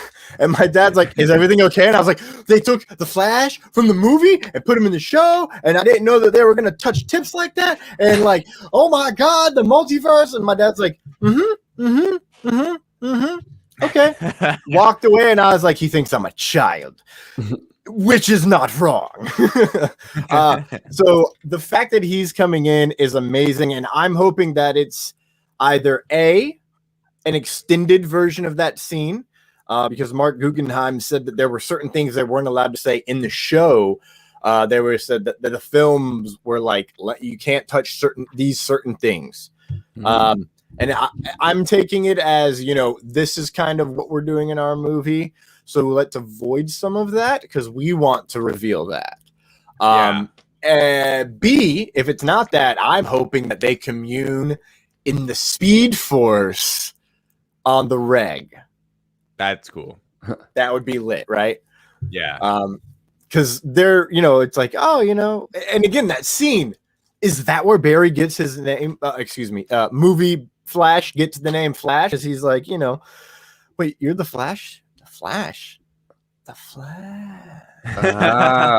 pretty cool. I like so that. There's a lot that happens in that scene, and it's like, wait a minute, what do you mean the multiverse now?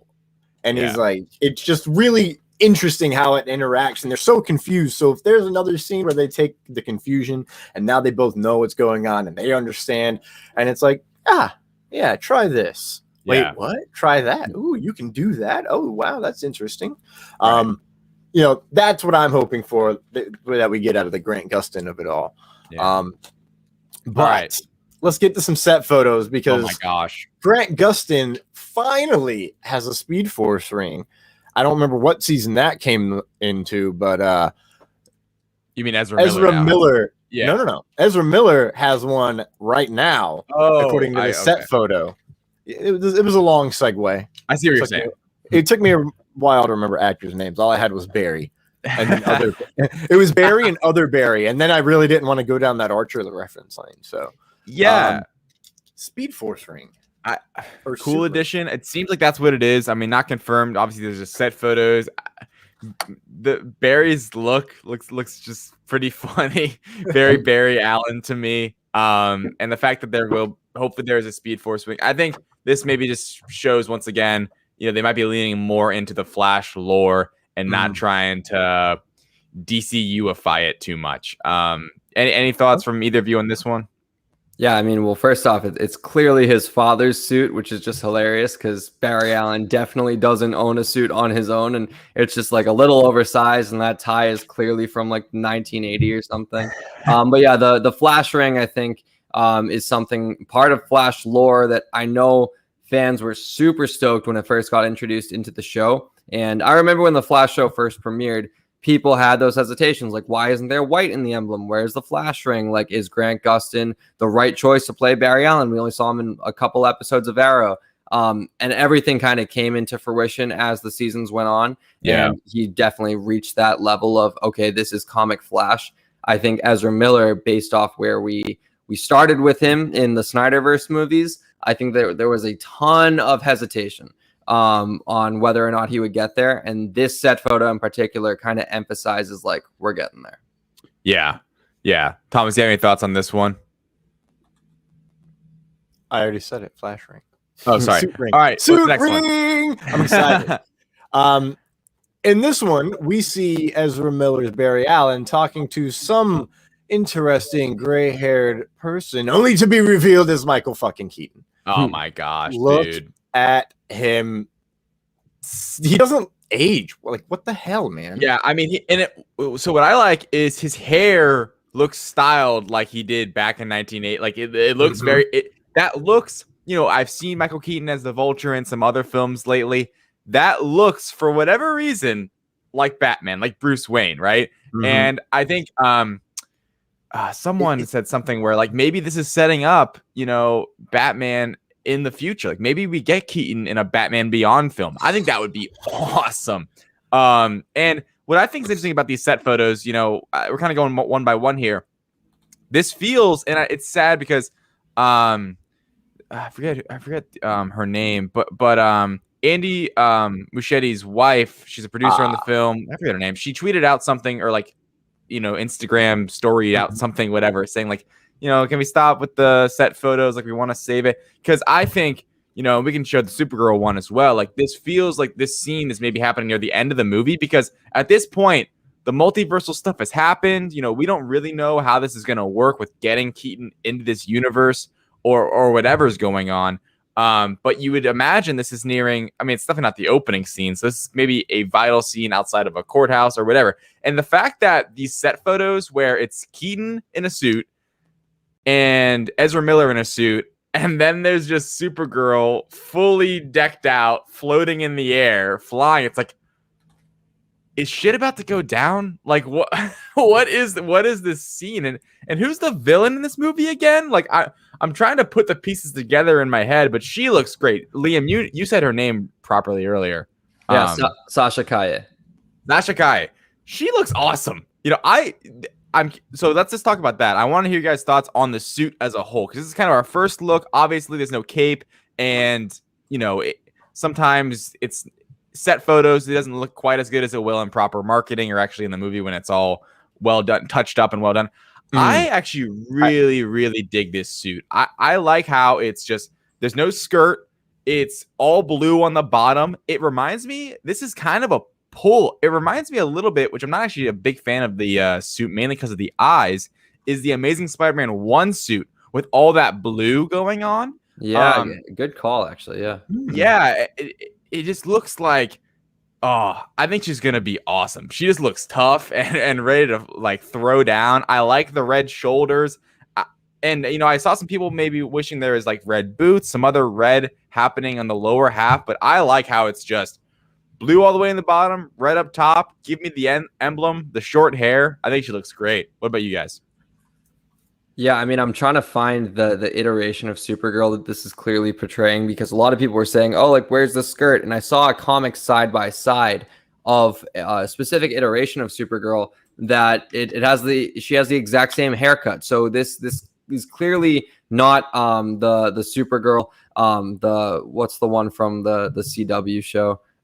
She has the same name, Kara Danvers. Yeah, because it's just like Captain Marvel. Yeah. This is clearly a different iteration, so saying it's not comic accurate, I think, is kind of tunnel vision. You kind of have to look at the other iterations of the character, because I think it definitely does stay true to those roots specifically. And then the missing cape, a lot of people will point that out. DC has been doing CGI capes for quite a while now, so there's definitely some motion capture on her back, and the cape will get brought in eventually, because there are other set photos of her standing stationary where she's clearly not doing a lot of action, and they don't need to go crazy CGI with the cape, and she's wearing a physical cape. So this Supergirl will definitely have a cape. Don't worry. It'll probably just get CGI'd in post-production when she's doing all the action scenes. Did you just say that there's photos of her with a cape? Yeah, well, let me see if I can find them. I mean, obviously, I'd have to send you a link, but let me see. Supergirl with... I love cape. Okay, so Edna, I understand, you know, wearing capes as goes in a day as regularly as I do, and how many times I have to break them and refix them.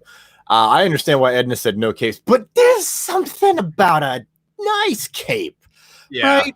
You know, Randall Calrissian had it right with all the whole cape closet. Dreams, man. That's my actual dreams, to have a cape closet. Yeah.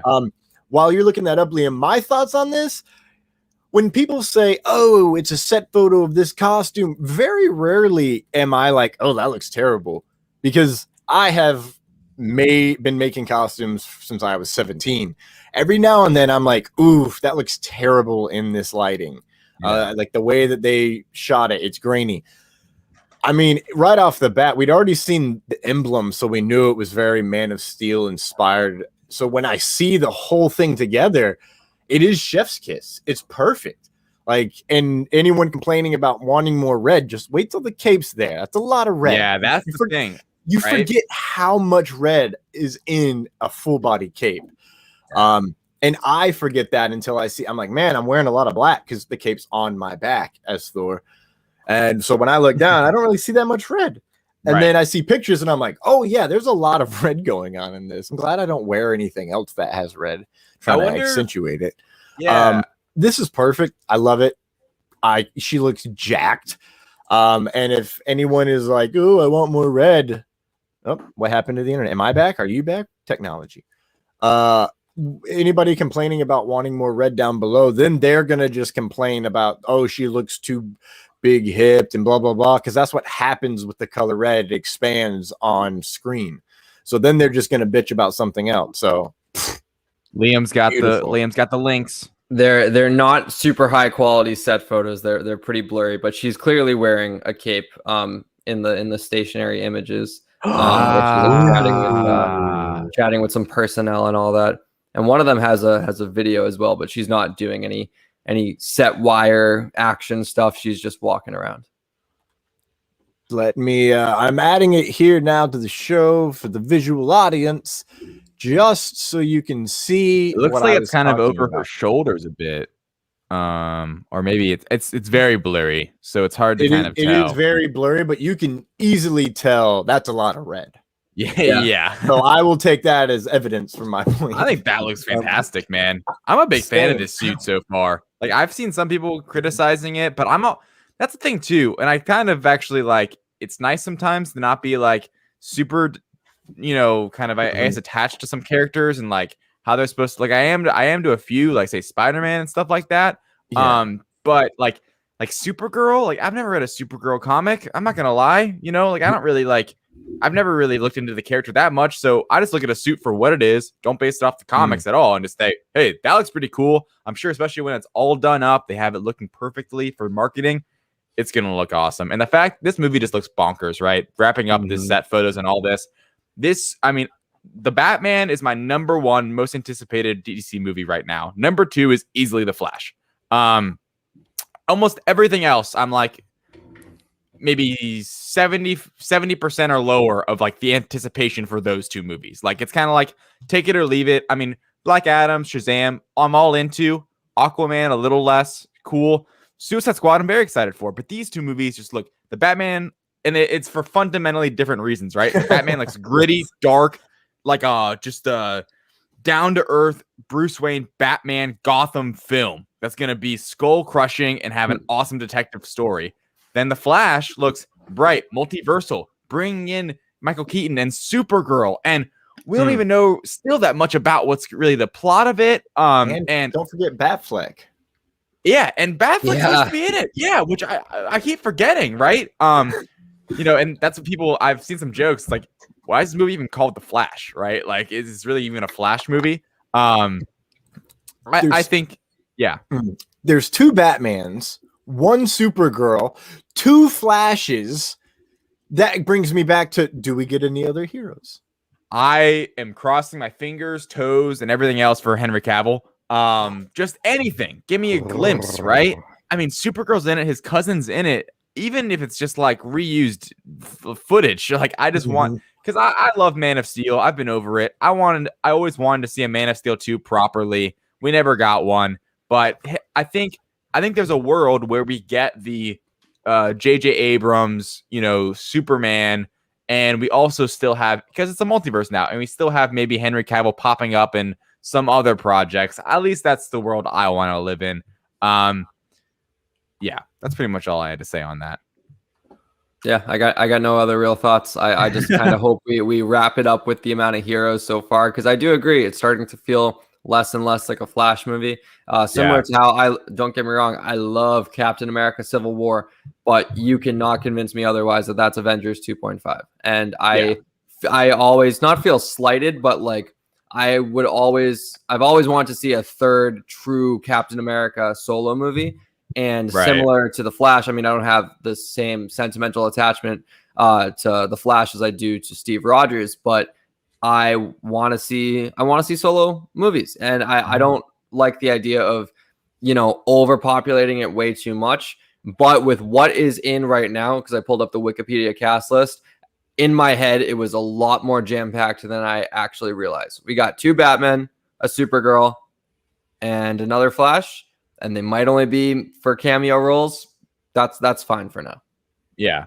And I think, you know, it's still called The Flash. It's not called The Flash Heroes Unite or whatever, some dumb subtitle that DC could give it. And I think that's part of it, where it will be very, you know, Barry-centric, and these characters will just appear and pop up and play their roles, but it'll still be about him.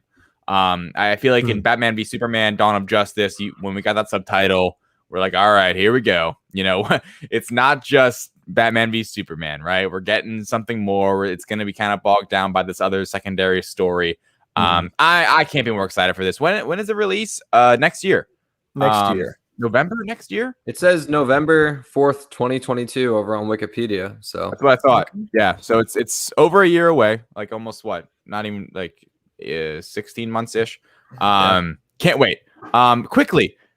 Moving on to the next, we have a lot of news, and we've been already going for a while, so let's get it going here. AMC, this is a quick little news bit I wanted to add, has removed social distancing and seating in its theaters, at least here in the United States. So at an AMC theater now, there's no more blocked seating, and you can sit as close or as far apart as you want. And also masks are optional. It says for vaccinated guests, but they're not checking your cards. You know what I mean? So it's basically mask optional and no more social distancing to jam-pack these summer blockbusters, get everyone in the theater as they can. With the upcoming F9, Black Widow, it makes sense, but are you guys surprised by this? It seems pretty quick, right? Like, I remember thinking, oh, will there be social distancing for Spider-Man in December? there's not going to be social distancing for F9 in, June. You know what I mean? So, you heard me say this. What do you guys think? Liam, you first. Yeah, I'm not surprised, honestly, because I look at AMC theaters specifically as similar to kind of restaurants, where restaurants have been operating at very close to full capacity for at least a month now, where, sometimes you have to walk in with your mask on, but once you're seated, you can take it off. And with AMC theaters, unless they're different across the country, because I've been to a couple in the Northeast, they all have those red leather seats that are pretty big. So it's not like you're like on top of each other in a traditional auditorium.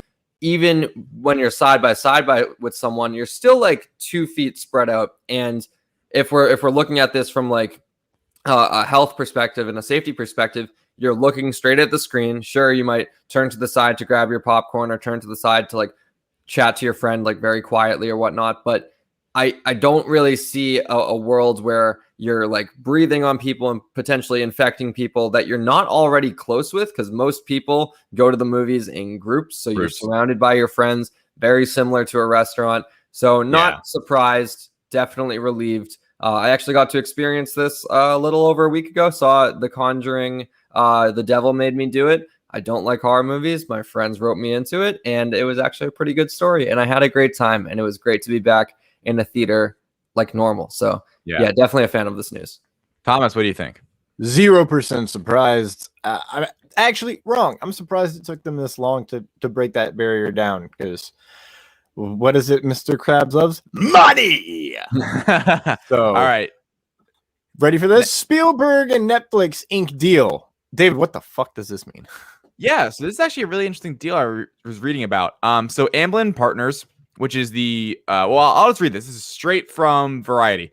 Amblin Partners and Netflix have forged a partnership, one that will see the company headed by Steven Spielberg produce multiple new feature films for the streaming service every year. This is a big deal, right? They basically what this is Netflix has locked down Spielberg to make them feature films on a yearly basis. Incredible deal for Netflix, in my opinion. This Netflix owns streaming still, and they just locked down Spielberg. Like, masterful. The pact gives Netflix access to one of the most legendary directors in the movie business at a time when competition in the streaming space is growing fiercer with the launch of Disney Plus, HBO Max, and other challengers. Also, we have the, what do they call it? Warner Bros. Discovery. Is that what they Discovery landed on? Plus. Yeah. Warner Discovery, whatever. That amalgamation coming. So this is a pretty big deal for Netflix. Obviously, Netflix also recently has the deal for the next Knives Out movies, the Rian Johnson films. That's a big deal because a lot of people love those. Liam, what do you think of this deal? Man, Netflix is pissed. They are upset that Disney and HBO Max are growing at such a rapid rate. And they are getting not so much desperate, because I don't think Netflix is ever going to be in a spot to where they're kind of freaking out at the competition. But I think they're definitely frustrated that Disney Plus is white hot right now with all the new Marvel projects coming out. HBO Max, even though they don't have a ton of originals, those theatrical releases have done a lot for the service. The ones that, premiere in theaters and then also go straight to HBO Max the same day.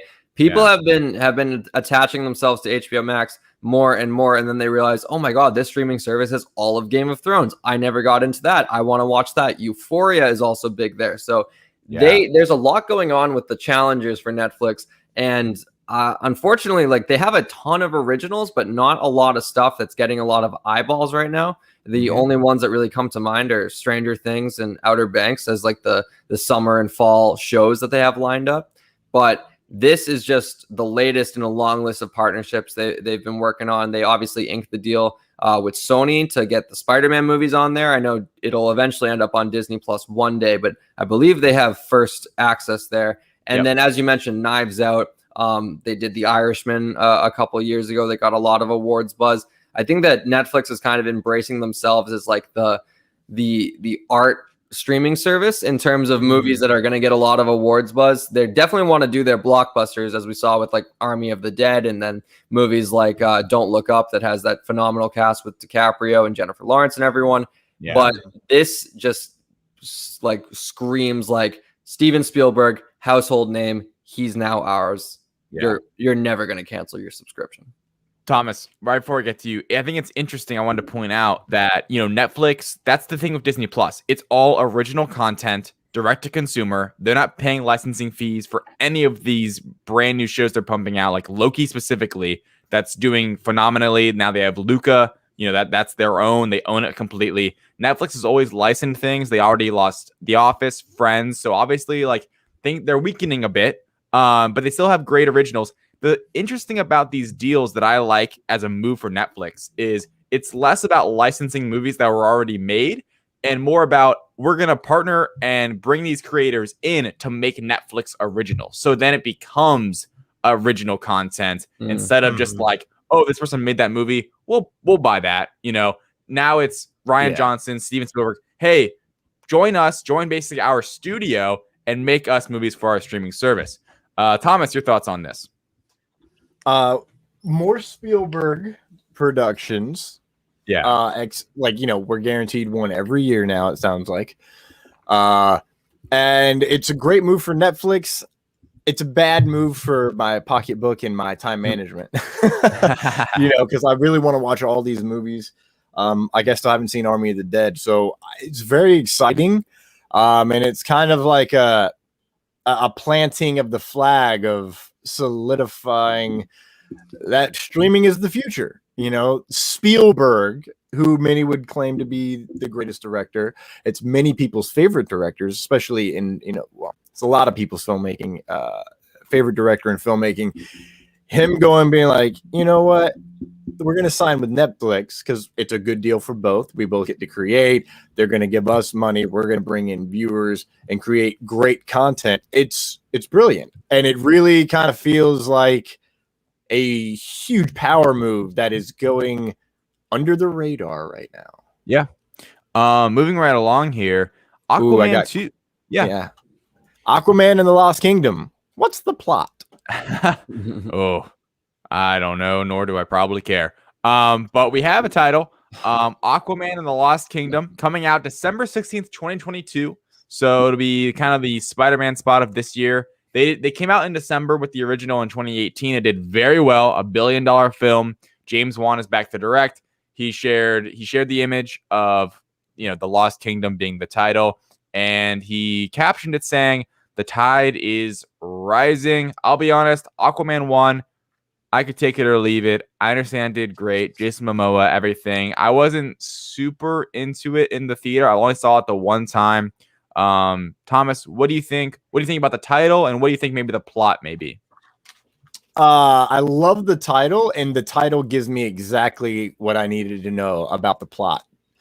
It seems to me, if you remember the post-credit scene, which David, I know you don't, Black Manta was found by that one guy who was a conspiracy theorist, and then he was like, "I'll help you, but only if you help me expose Wakanda." I don't know why they became Billy Butcher, but frack it, we're going with it.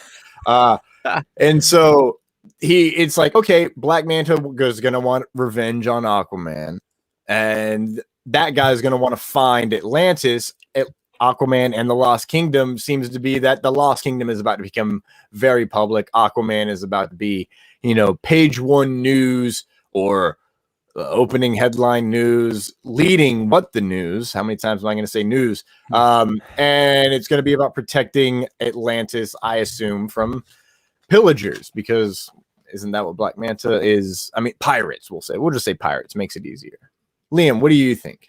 Yo, this Aquaman slander, I will not stand for it, because Aquaman is a fantastic movie, and it doesn't try to be something crazy. It's like a Fast and Furious movie in the DCEU, in my opinion. I think it's silly, it's fun, it's campy, and I even shed a tear when Boba Fett reunited with Aquaman's mom at the very end, because that storyline actually touched my heart. But yeah, I'm super hyped for this movie. It's very subtle, but including the word "and" to lead into the subtitle does wonders for me, because it feels like a comic book, right? Aquaman : The Lost Kingdom just feels like a sequel, but like Aquaman and the Lost Kingdom. For whatever reason, that just feels like something straight from the page getting adapted to the big screen, which I am super stoked for. Conspiracy theorist, Dr. Stephen Shin, mind you, played by Randall Park, Jimmy Woo. Hopefully he comes back in the sequel. I would imagine he would, because they kind of left it off that he would be making an appearance. But yeah, what a year for Randall Park in 2018. He was in Ant-Man and the Wasp in July, and then pops up in the DCEU later that year. But yeah, The Lost Kingdom, I think Thomas kind of hit the nail on the head. I think it probably is just describing Atlantis, and it's from the perspective of the outside world, because they did very much emphasize the 7 kingdoms in the first one. And if you're going to tell me, oh, there's an 8th, I feel like that kind of is a disservice to the lore they established. So who knows? But either way, I think we're in for a CGI masterpiece. And James Wan is a fantastic director. He didn't direct the latest Conjuring movie, but he was a producer. And I know he has been dying to dive into more horror aspects with Aquaman. I don't think we're ever going to see a full-on Aquaman horror movie. I don't think that's really appropriate. But I do expect to see more horror elements, with maybe more exploration of the trench, or going deeper into the depths of other corners of the ocean. But either way, I'm very excited. It is not my most anticipated DC movie, as that will still and always be the Batman. But I'll be there. I'll be there December 2022. I love a good Christmas movie, and Aquaman, a Christmas time movie. Obviously, it won't be a Christmas movie, but Aquaman is something I'm looking forward to. Yeah. The next one is, I think, very Thomas centric, because I won't have many thoughts on this. Thomas, do we want to watch the Titans season 3 trailer on YouTube? I believe earlier we might have been booted off YouTube while we were watching Suicide Squad. So do you want to watch it, or you want to just talk about it? We're going to watch part of it. I'm going to show the part that I really care about the most. Maybe just keep the volume low. The volume is low. It's okay. Not low. Just kidding. I don't know how it sounds to you guys. It's always louder to me than you guys. Oh, all right. So, all right. So this is it right here. That's Jason Todd. He's breaking into a place. It looks like a bad place to be if you know history. Security guard. Creepy smile face. And that's the Joker. Another Joker. Another Joker. But just wait. Here it is. This is it. Boom. That's all we needed to see. Did anybody miss that? Let's rewind and do it again. It's a special class of criminal. Special class of criminal. It's a special class of criminal. Are we looking at the eye? Or are we looking at the action? That's a good question. That's a good question. This. That, ladies and gentlemen, is Death in the Family. I can't wait. You know what? I'm sorry. I took everything down. Let me just... I hit the wrong button. That's the button. Let me go ahead and see if I can find it really fast. Yes. There it is. Red. Yeah. Red fucking Hood, man. Let's go. See, here's the thing. I have some thoughts on this show. I started watching it. I gave it a shot. And I just was like, I didn't suck me in. The concept and trailers and the look of it and the sound of it, like, to me, at least in my experience watching it, the idea of it was always better than what it actually was, which is a disappointment. Maybe this is hype though, right? Like I wish I was up to date. I wish I was in on this, because I gave it a shot. Maybe I should try again. I don't know. I have a long list of things to watch, but this looks cool. I mean, this was touched on. I don't know if you ever played the Batman Arkham games, but this whole Death in the Family, Red Hood, oh, it's so good in that. It's so good. So that's where like my investment would be in it. But obviously it's hype, but I'm just not caught up on it. And it didn't stick with me well when I tried to watch it that one time. Yeah. I was going to say, you mentioned the Batman Arkham games. Batman Arkham Knight, even though a lot of people say it's one of the weaker ones of the Arkham franchise, it is the most invested I have ever been in a video game campaign, like storyline. Like I played that game religiously, specifically to unravel the story. And it was early on when I was getting into comic book movies and comic book lore. So I didn't piece together that the Arkham Knight, spoilers if you haven't played Arkham Knight, it's been out for like at least 5 years, that the Arkham Knight was actually going to be Red Hood, Jason Todd. And when that happened, it was such a shocking reveal. And then obviously the design of Red Hood in that game is gorgeous. And I just got obsessed with the character based off the design, based off the Arkham Knight storyline. I started kind of reading up on him, and I've never seen an episode of Titans. And I also love the idea of Titans. I'm just waiting to watch it because for whatever reason, every time I think I want to watch it, I hear another thing from another critic saying it's not that great. But at the same time, I loved the CW shows, and some of those seasons weren't anything phenomenal, but they still were very visually appealing and campy and comic booky. So yeah, Titans actually might be a project for me this summer to get invested in, because August 12th, if I'm not caught up, I know I'm going to feel really left out if Red Hood is going to be a prominent player going forward. And I'm not going to lie, I don't care how many Jokers there are. Like, Joker's always going to be a cool character to me, and bringing him into Titans, I hope we see his face, because I know that they did Batman in season 1 and you didn't really get to see any action shots of him. And then they brought in the guy from Game of Thrones, right, to play the older Bruce Wayne. So yeah, now I'm hyped for Titans, even though a lot of people don't really care for it. And I know, Thomas, you said you're a big fan, so convince me of Titans. I got a 30-second pitch. Season 1, this entire show is a slow burn. It's kind of a police procedural in terms of how it's approached. Season 1 is about like the connection of the team, and it ends on this huge cliffhanger, which then wraps up a little bit in the beginning of season 2. And they did that for some stupid effing reason that I don't remember, that I thought was dumb. But then season 2, they stuff in more characters, and so season 2 is a lot of like one issues on characters. Okay. That builds up until the end, literally like the finale episode where they all come together. There are way too many storylines in season 2 that are set up in season 1, but at the end of it, it all comes together. And now I think in season 3, it's just going to be going forward because we know these characters. Yeah, it was a lot of setup to get to what they wanted to the Titans to be. And they've said that in interviews. And I think now they're at the point where they're like, okay, now they're a team. Let's move them forward. I love that. Okay. So you might have sold me. I did what I could. Shazam suit photos. Guys, I'm telling you, this is about to be a new thing I have to make later on. It's a new suit alert sound effect I'm going to have to make, because we had some earlier and we have some now. Really quick, Shazam fam, they're updated, and we've already kind of seen the Billy Batson version of it all. Yeah. But these other ones now, I can't tell if the guy who was in green, whose name now escapes me, if that's a dark green or if that's a black. It's hard to green. Tell. It is. Is. I think it's just the lighting. It's fair. He is backlit. Yeah. But they all seem to be a little darker, and they seem to be kind of edging closer to what Black Adam was looking like. Yeah. Really quick, what are your thoughts on the Shazam family? Yeah, I think it's cool that maybe this means they're leaning more into the Shazam family, whereas it was just like a fun, crazy cameo at the end of that first movie, and the fact that now this might be like a regular thing.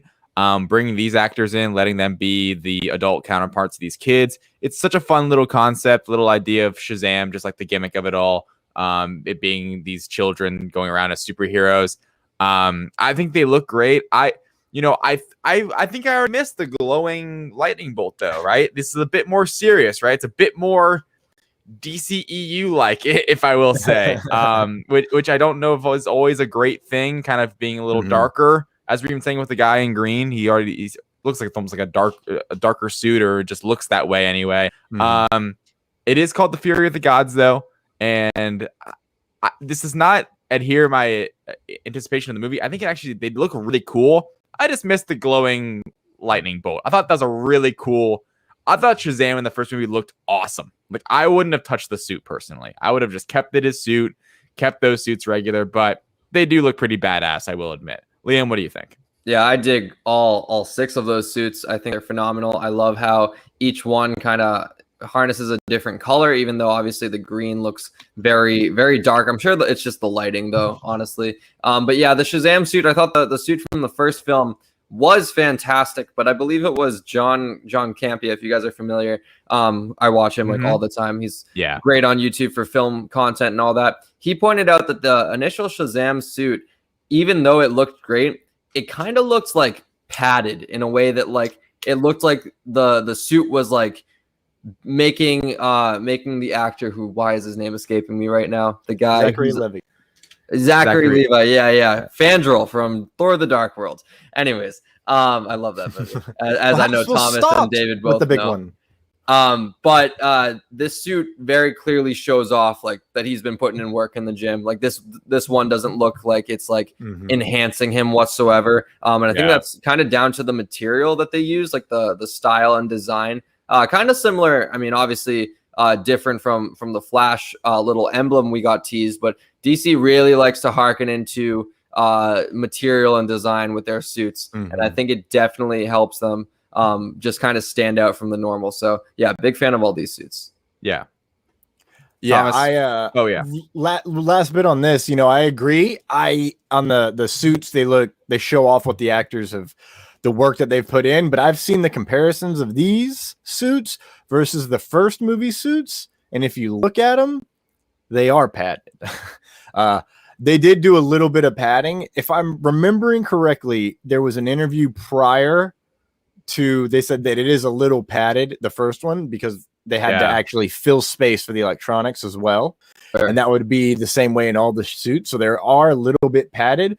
The one that I point out is the gray suit, or that one is the biggest difference in terms of physique when you go back and look at the differences between the two. They do actually. Okay, so yeah, I just pulled it up. The colors, the color palette even looks a good bit different from the image. I'm looking at the blue is like a whole different blue. Yes. This one's way darker. The other one was kind of more of a light, leaning more into turquoisey. The green was like a bright Green Lantern green, and the gray was even not as like. It was more like a light green. That's funny. I hadn't looked. I've only seen Shazam maybe once. And wow, yeah, the suits actually do vary a lot in the color palette, at least based on the image I'm looking at. Yeah, so you were talking about lighting. We'll move to the next versions of these set photos really quick. And it's Helen Mirren's reveal.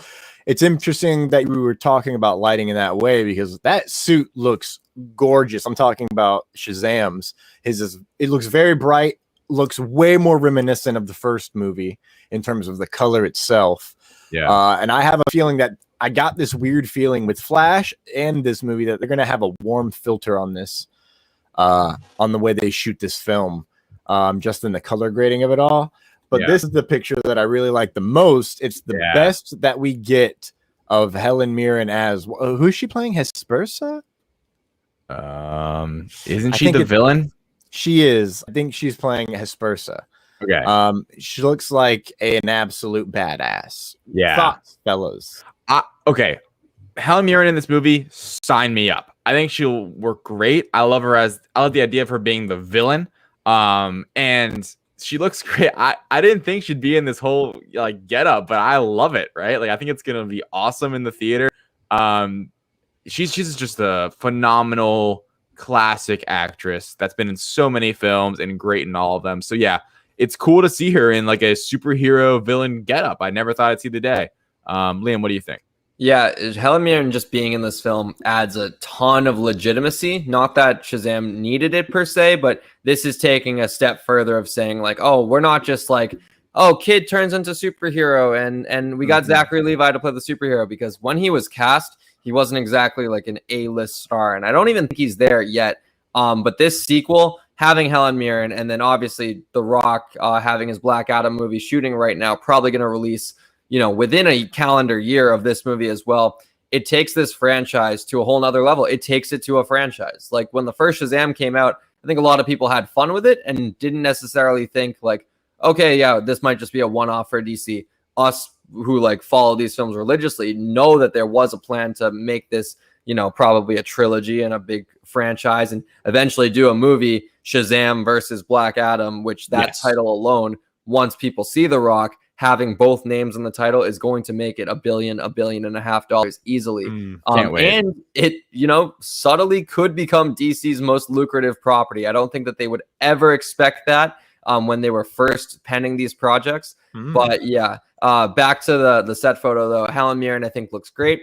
And another thing I want to say about Levi's new Shazam suit is it feels very Golden Age comics, which I really dig, because I think that that's some of the best DC stories and the best DC suits. Obviously, translating from the page to the screen, you have to make some modifications, but this feels like it really just jumped off one of those covers that's like very, the style that they used it for the Justice League posters as well, like the way where they almost look like wax figures, the way they're painted. It's fantastic, and I'm a big fan. Yeah.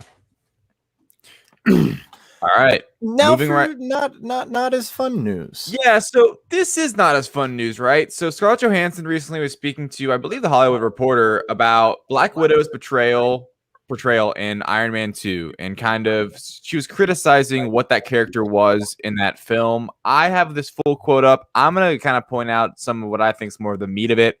So she was saying in there, this character is so sexualized, talking about Black Widow, Natasha Romanoff in Iron Man 2, her first appearance. Really talked about like she's a piece of something, like a possession or a thing or whatever, like a piece of ass, really. And Tony Stark even refers to her as something like that at one point. I want some, says Tony. And at one point calls her a piece of meat, and maybe at that time actually felt like a compliment. You know what I mean? Because my thinking was different. This is Scarlett Johansson saying all this, by the way, if I didn't make that clear. And she goes on kind of like talking about self-worth and how it's changed, and how maybe the role model for a woman has maybe changed, and little girls kind of look at Black Widow in a different way then.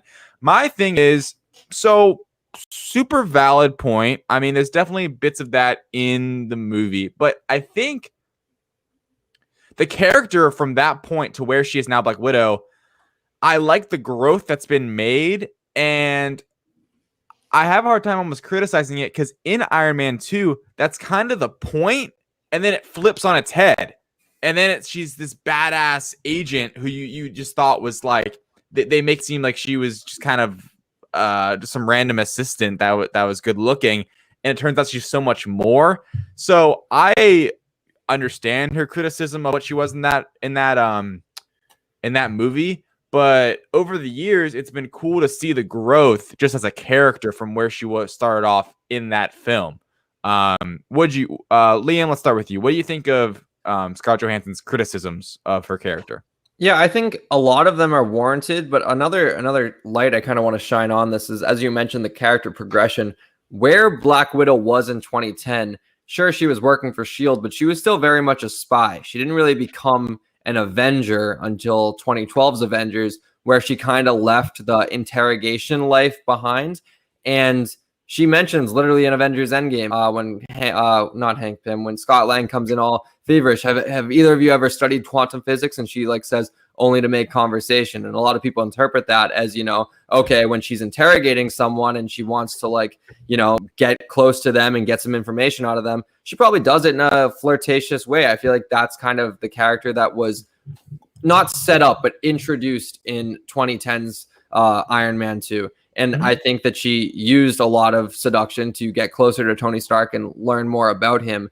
And it's a weird interpretation, because I do agree that I'm glad the character has evolved past that, but I think that's just kind of where the character was to begin. And I think that the growth was not necessarily the writing changing to evolve with the times. I think it was meant to start there, and then we got to where we are now naturally, if that makes sense. It's weird to conjure my thoughts with this quote because it is so layered. But I do think her comments are warranted for sure. I agree. Comments are warranted. Yeah. It was 2010. I mean, it was different there, man. It was just different back then. And I like to think we've kind of moved on. Yeah. I mean, the character's grown. Moving on in general. Morbius is in the MCU, not. Yeah. True or Damage Control? So this was a pretty funny scenario that happened. So Tyrese Gibson was talking to Brandon Davis at comicbook.com. Brandon Davis asked him, it was a press junket for F9, and he asked him, is Morbius, sorry, I wrote Mobius. Damn, Loki. Is Morbius in the MCU or the Avengers world? And Tyrese says yes. And everyone jumps on it. All of a sudden, it's making the headlines. Oh, it's in the MCU. It's in the MCU, which isn't that far-fetched, as we saw, Michael Keaton in the trailer as presumably Adrian Toomes, the Vulture. But then reading directly from a direct article by Morgan Ambrose, GameSpot reached out to Sony to confirm Gibson's claims about Morbius. They have confirmed the film is still on track for its planned release date on January 20th, 2022. They've also reported via their Sony sources that the film will be part of Sony Pictures' universe of Marvel characters alongside Venom and Kraven and not in the MCU, as Gibson stated. The thing is with this, I want to bring to you guys' attention as well, is what is the difference in maybe 6 months, right? Because the Sony president, I forget his name, a couple weeks ago, went out and said all this stuff about working together with Feige and wait until you see No Way Home. And the fact that Morbius comes out after No Way Home, we have Adrian Toomes in it. I think the line between these two universes is going to gray a bit and going to be maybe one of the main multiversal bits of Marvel right now is Sony. And the fact that Feige did say months and months ago, or 18 months ago, when Spider-Man rejoined the MCU, that Spider-Man is the only character that can cross universes. So Liam, you saw all this unfold. What are your thoughts?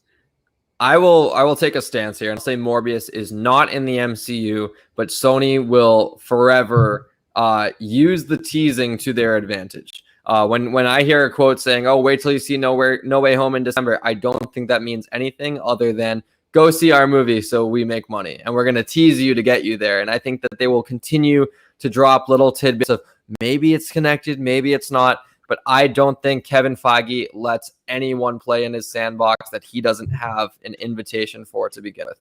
I remember reading a report that Tom Holland shot a cameo for the 2018 Venom movie. Kevin Feige watched the cut and he said, take him out of the movie because he doesn't want any continuity getting created that he is not directly overseeing. Yeah. Sure, he could be brought into the fold for a Venom Let There Be Carnage, for a Morbius to oversee stuff, but I don't think that they want him to drastically change anything because they have their own plans. I don't think Sony is willing to adjust their vision to line up with the MCU because they see that Venom, as of right now, 2018's Venom, does not take place in the MCU. And before Far From Home, it was the most lucrative Spider-Man-esque project ever released, unless you don't count like Civil War or Endgame or Infinity War. Any movie with the title of a Spider-Man character, Venom made the most money before Spider-Man adjacent, maybe. Exactly. That's what we can call it. So they know that they can do this on their own. Why sacrifice your grand vision to adhere to the MCU? Sure, for us, it's like, why wouldn't you? The MCU, it's bread and butter. It makes sense, and it's been working for over a decade. But selfishly, I don't think they want to ever compromise and give them more percentage of box office and give them more creative control. So I will say that this movie, Morbius, Venom Let There Be Carnage, not in the MCU, but they will continue forever and always to say, oh, wait and find out. Oh, there's Michael Keaton. Oh, there's a newspaper headline. Who knows? But it'll never be confirmed. Yeah. Thomas, what do you think of all this?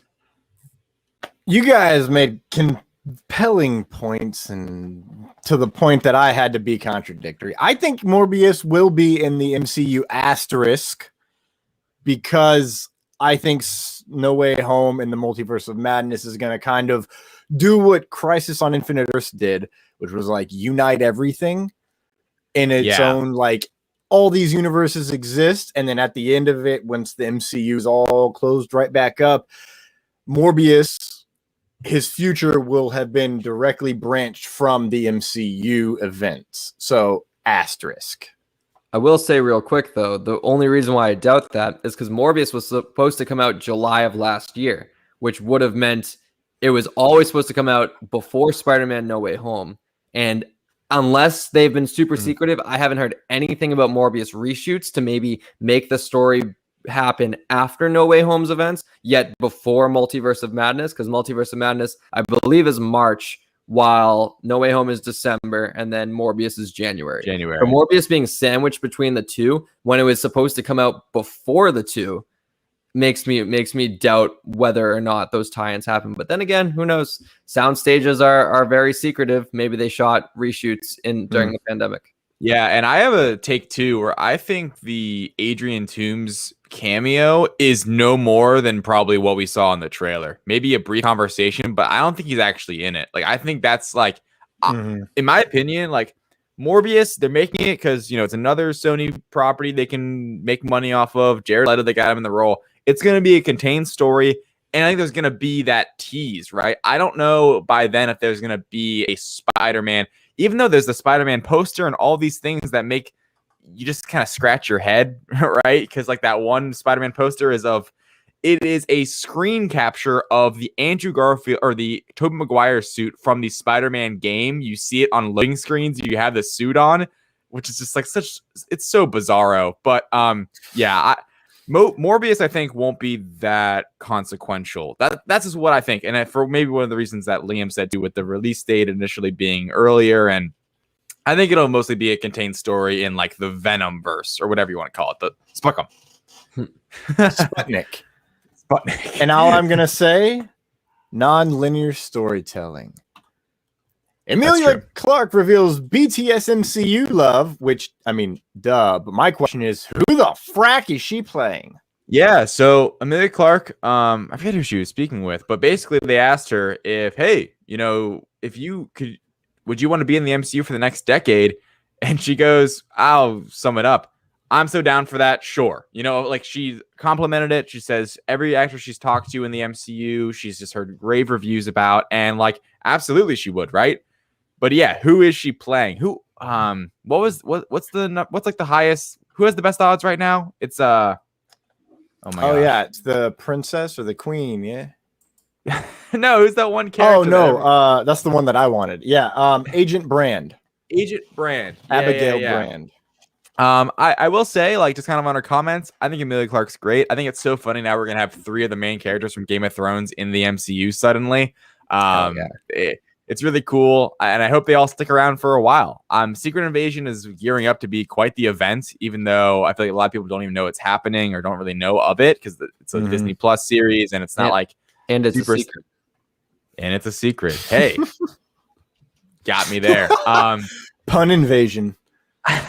I'm excited for it. And obviously Emilia Clarke is too. And maybe, you know, this doesn't really give us much indication, but maybe this means that she actually believes she could be in it for a decade based on her character and what it sets up. So, Liam, what'd you think of these comments?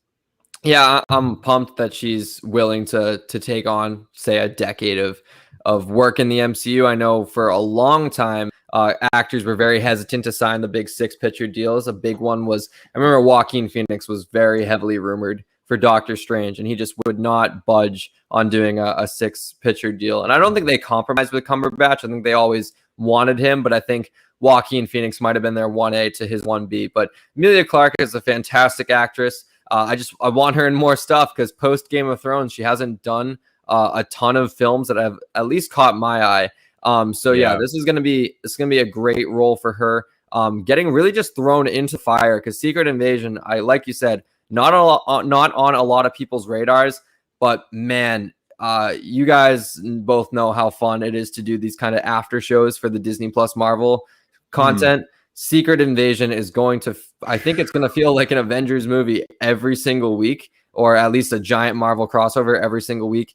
And I just can't wait to talk all about it when that comes around. So yeah. Emilia Clarke, great actress. Secret Invasion, going to be a great project. I think it's just a recipe for success. Yeah. What do you think, Thomas? I agree. I am very excited for to see her be whomever she's going to be. I really like what you said, that she hasn't really done a lot that's caught your eye since Game of Thrones. She was in Solo, and that character Kira is actually just now being brought back in the comics. So now they're fleshing out that character's story in a different realm. I'm wondering if this is a prediction. It's not even wondering.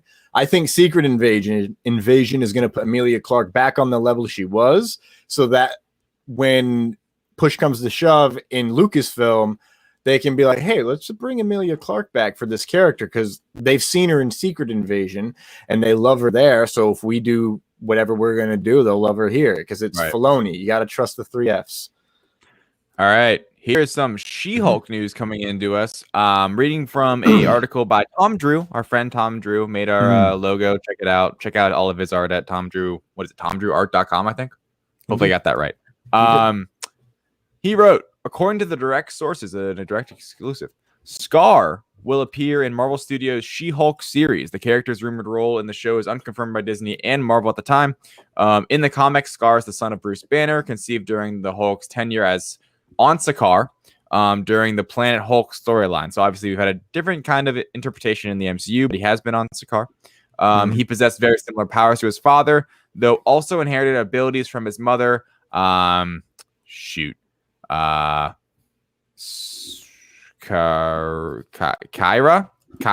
Yep, we're gonna go for that. A Sakaarian. Yeah, that's a tough one. Caiera. Check her out in the comics, guys. I'm gonna wrap up all this She-Hulk stuff right now. This comes from Richard Nebbins from the direct.com. The Illuminati has reported that Marvel Studios has cast the Good Place star Jamila Jamil in the She-Hulk series coming in 2022. Jamil will play the classic villain Titania. I can't speak. Opposed to Jennifer Walters. So all the She-Hulk news, I think it's interesting. I think it'd be really cool to bring Scar into the mix, personally. That and playing with that, sort of how they've interpreted Sakaar and maybe going back to there in the series, like getting a brief glimpse back into that world would be interesting. Liam, you saw all this. What do you think? Yeah, She-Hulk is not exactly on my top radar of anticipated projects, but it's hard to not keep an eye on it when you see the surrounding cast. I believe Abomination is coming back. Mark Ruffalo has been spotted filming some motion capture stuff. So this is really beyond just She-Hulk. I feel like is going to flesh out the Hulk lore a lot more. And this news only just gets me more intrigued. Again, not in my top 5 of Disney Plus Marvel shows, but as we get closer, as we learn a little bit more, I'm definitely keeping an eye on it. Yeah. Thomas, what do you think about this? I think it's interesting news. The casting of don't want to get it wrong of Jamila Jamil is brilliant. She was in The Good Place, and it sounds as if the character she's playing is in the same vein of the character she played on The Good Place, but it's going to have, obviously, it's a different spin. Brilliant casting, and it's supposed to be, it's being pitched as like a half-hour lawyer sitcom, right? So that's a brilliant way to do it, especially if, I loved the back and forth between Wanda and Agatha specifically because it was like personal. They knew each other and they had those barbs a little bit here and there and some great jokes, which were subtly done. I love that kind of stuff going on in the fight. So I'm hoping that happens. But David, my only real question is, does Hulk fuck? Really, like I was so upset when you didn't let me read the thing, but it's okay because I'm gonna take this out of left field. We know that Batman, there's some news about Batman, and ladies and gentlemen, I just want to say this photo evidence of some inflatables deflating shows that Batman does indeed go down on Catwoman. All right. He does like to eat. Anyways, DC MCU crossover. What will it take? So this is an interesting story because James Gunn now has done Marvel and he's doing DC. So he's kind of the only, he'd kind of be the one person to actually talk about this, as he's worked for both studios and both major comic companies. He said, straight from James Gunn here, I've casually talked to the powers that be at both Marvel and DC about it. I would love for it to happen. I don't think it's likely, but I don't think it's an impossibility either. I find it disconcerting at times that many folks seem more interested in crossovers, cameos, references, and post-credit scenes than they do the actual story and characters of a specific film. When making a film, I spend 99.9% of my time thinking about story and character and 0.1% on the rest. So I think a Marvel DC crossover Will it happen? I don't think anytime soon, but I do believe, I think honestly in our lifetime at least, there will be some sort of crossover event between the two, because I think at some point, maybe say 20, 30 years, things will maybe get a little stale, but then we might have full reboots of like, you know, Iron Man and things like you know what I mean? Like we're going to be on like our third, fourth, fifth iterations of characters. I think at some point, it's happened in the comics before. It's not completely like crazy to think there will be a Marvel and DC crossover. What would really make it a possibility is if, say, Disney acquired DC or something like that. But actually, right now, as it stands, getting those two companies to work together, and I don't think right now there's a reason, right? Marvel's got their plan, DC's got their plan. They're doing their own thing. I think it may happen in our lifetime, but no time soon. Liam, what'd you think of our guy, James Gunn's thoughts? Well, I'm just fascinated that he's at least bringing it up, but at the same time, I genuinely don't think I'm interested in a Marvel DC crossover. A lot of people will say that about like whether or not you'd buy a ticket, and sure, if it came out, of course I'd be in the theater to see it, but I like these universes separate, and I like these characters within these universes almost separate too, because I liked what he said about how, why are people more interested in crossovers, cameos, references, post-credit scenes? Like, the reason why Eternals is on the top of my radar is because I want to explore the characters and I want to explore a new era of the MCU. And if there is no tie-in or no cameo, that's fine to me. Like, the stories are what make these films so great. And Marvel and DC, I don't think it'll ever happen for the reason of, you saw the trials and tribulations Sony and Marvel went through to agree on one character. What do you think thousands would mean for DC and Marvel to put pen to paper? I don't think it's going to happen, and I don't really think it should. Yeah. What do you think, Thomas?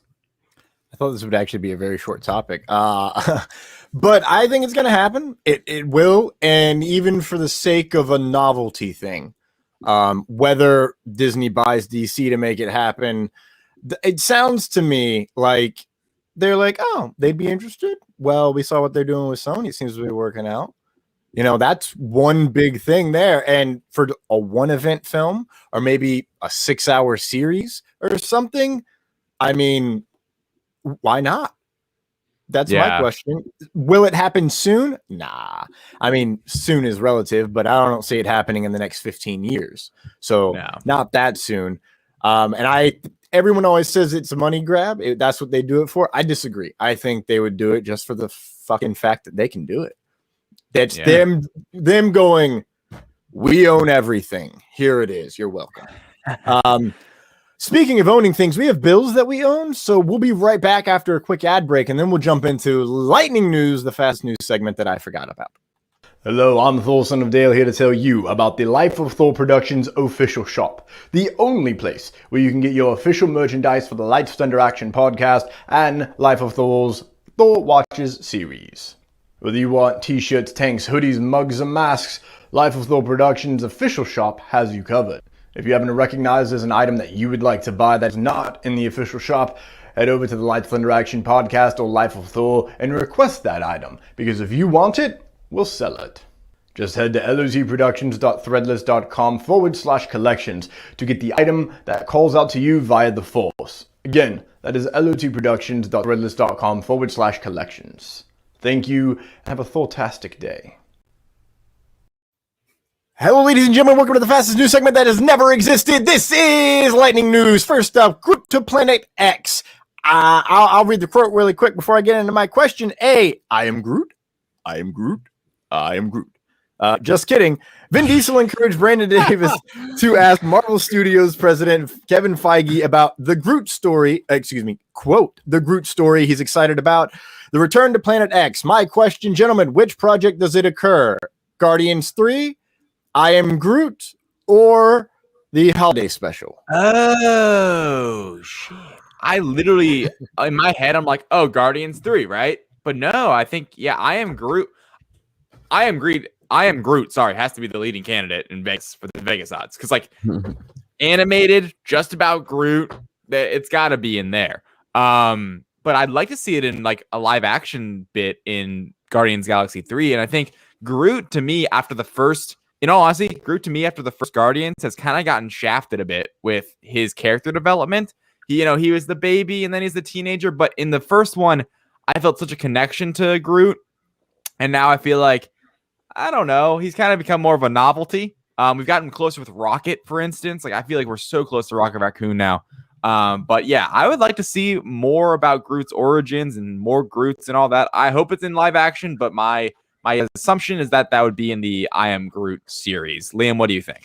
I'm going to go off the cuff here, and I'm going to say it's going to be in the holiday special solely for the parallels to Star Wars, because the Star Wars holiday special, Life Day, Chewbacca's homeworld, Chewbacca and Groot are like the same character in terms of not crossover appeal, but who they correspond to in the Star Wars universe. And yeah, I think a return to Planet X could lead the story for the Guardians holiday special. I like that. Thomas, what'd you think? Those are my top two, actually, for sure. I think it's least likely to appear in Guardians 3 because it sounds like that's going to focus a little bit more on Rocket, is the vibe I get from what James Gunn has said, and that it's his favorite character. But this segment, this news story, it has withered away and died. So, Book of Boba Fett wraps production. Does the Empire flashback? Book of Boba Fett, excuse me. This comes from Tamura Morrison. We're going to see his past and where he's been since the Empire Strikes Back. So, David, are you stoked? I only put this in here because it said flashback. I love a good flashback, man. I think this made me more intrigued in the film. I think just it being a continuation of Mandalorian season 2 and that character, cool, whatever, what he's gonna do at Jabba's palace and all that. But I think knowing what happens, getting the backstory of how he got out of Sarlacc pit, that's what I want, right? Now I'm a lot more in on this this series after this quote, because all right, really truly the Book of Boba. What happened when he went in there until he met the Mandalorian and so on and so forth. I love a good flashback, and I can't wait to hear and see the story of what happened to Boba Fett. Liam, what'd you think? Sign me all the way up for flashbacks that take place in the original trilogy of Star Wars. What I love about this quote is he says, since the Empire Strikes Back. So that might mean we might get some bridging of the gap between Empire and Return of the Jedi. If that's the case, I am more intrigued to see post-Empire, pre-Return of the Jedi Boba Fett than him escaping the Sarlacc pit necessarily. Can you imagine? We already know Vader is coming back in the Obi-Wan series in the full suit. If we saw Vader in the Book of Boba Fett this fall, oh my God. I don't think it's that crazy. I don't think it's that crazy of a possibility. We saw Luke freaking Skywalker last year. It's possible. You can put anyone in this suit. They just got to be tall. Yeah. Also, really quick on that bridging of the gap between Empire and Return of the Jedi. Right now in the comics, I was just talking about Kira earlier. War of the Bounty Hunters is about someone who steals Han Solo's frozen carbonite on the way to Jabba's palace, and it's Kira who steals it, and there's a giant war of the bounty hunters happening because of it. Wow. All that happened before he ever got to Jabba's palace. So it's like, where is this going to take place? Yeah. Still in the galaxy far, far away, Saul Guerrera and Orson Krennic to return. Andor star Stellan Skarsgård revealed he shared juicy scenes with Rogue One actor Forrest Whitaker while filming Andor, so hype, it's real. And according to the direct sources, Rogue One Ben Mendelsohn will reprise his role as director Orson Krennic in Star Wars Andor. Mendelsohn's rumored role in the series has yet to be confirmed by Disney and Lucas. Does this increase the hype? For me personally, I'm not incredibly hyped up for this series. Even though I love Rogue One, an Andor prequel to me, it's I will watch it, of course, right? But it's not like I'm not stoked for it right now. The returns of these characters make me a little more interested for sure, but to me that makes sense, right? Bringing back these characters from Rogue One, it being kind of a true Rogue One spin-off, I think is smart. And I love Diego Luna, and that's probably the main reason why I'd be excited at all for this series. But I'm not beyond just I'm not super stoked for it right now. But this does help a bit. Liam, where are you at? Yeah, the hype isn't all the way there for me. Boba Fett, Mando Season 3, Obi-Wan, even The Acolyte are all higher on my radar. But Ben Mendelsohn specifically returning as Orson Krennic, he is an actor who is phenomenal. He is one of the few who I believe has been in DC, Marvel, and Star Wars, because he was in The Dark Knight Rises. He's Talos in the MCU, and now he's Orson Krennic, obviously, in Rogue One. So getting him back in the fold, he is such a great Imperial officer. He's just got the presence, and of course, he's got a British accent, which also always helps in Star Wars if you're an antagonist Imperial officer. But either way, I'm super stoked to see him back, specifically Forrest Whitaker. Sure, Saw Gerrera is a fine character, but I wasn't as blown away with him as I was with Krennic. Yeah. Thomas, what do you think of all this casting? I'm hype. Always hype for Star Wars. You know that, David. I watch it all. I literally watch it all. I just looked up a list of actors who've been in the DC, MCU, and Star Wars. And I'm not finding anything off the top of my head, but is V for Vendetta, was that a DC comic? And would that count? Who's in that? Natalie Portman. Oh. And Hugo Weaving, right? Well, he's not in Star Wars. Is he? No, he's not. Not yet. No. Not yet. Anyways, moving on. Sorry. We were having visions of the future. Star Wars visions. First look July 3rd at noon Eastern. Will you watch this anime, David? Absolutely. Yeah, I've been getting into anime a lot more recently. I have a lot of friends that are into it. And what? Oh, yeah. Finally. Yeah. Okay, no, sweet. No, absolutely. I think this looks really cool. Like the style of it, that's the whole point, right? Is that anime style we don't really understand. Is it gonna be like What If, like where it's individual stories, or are they actually building something throughout a season? Do we know that yet? I don't remember.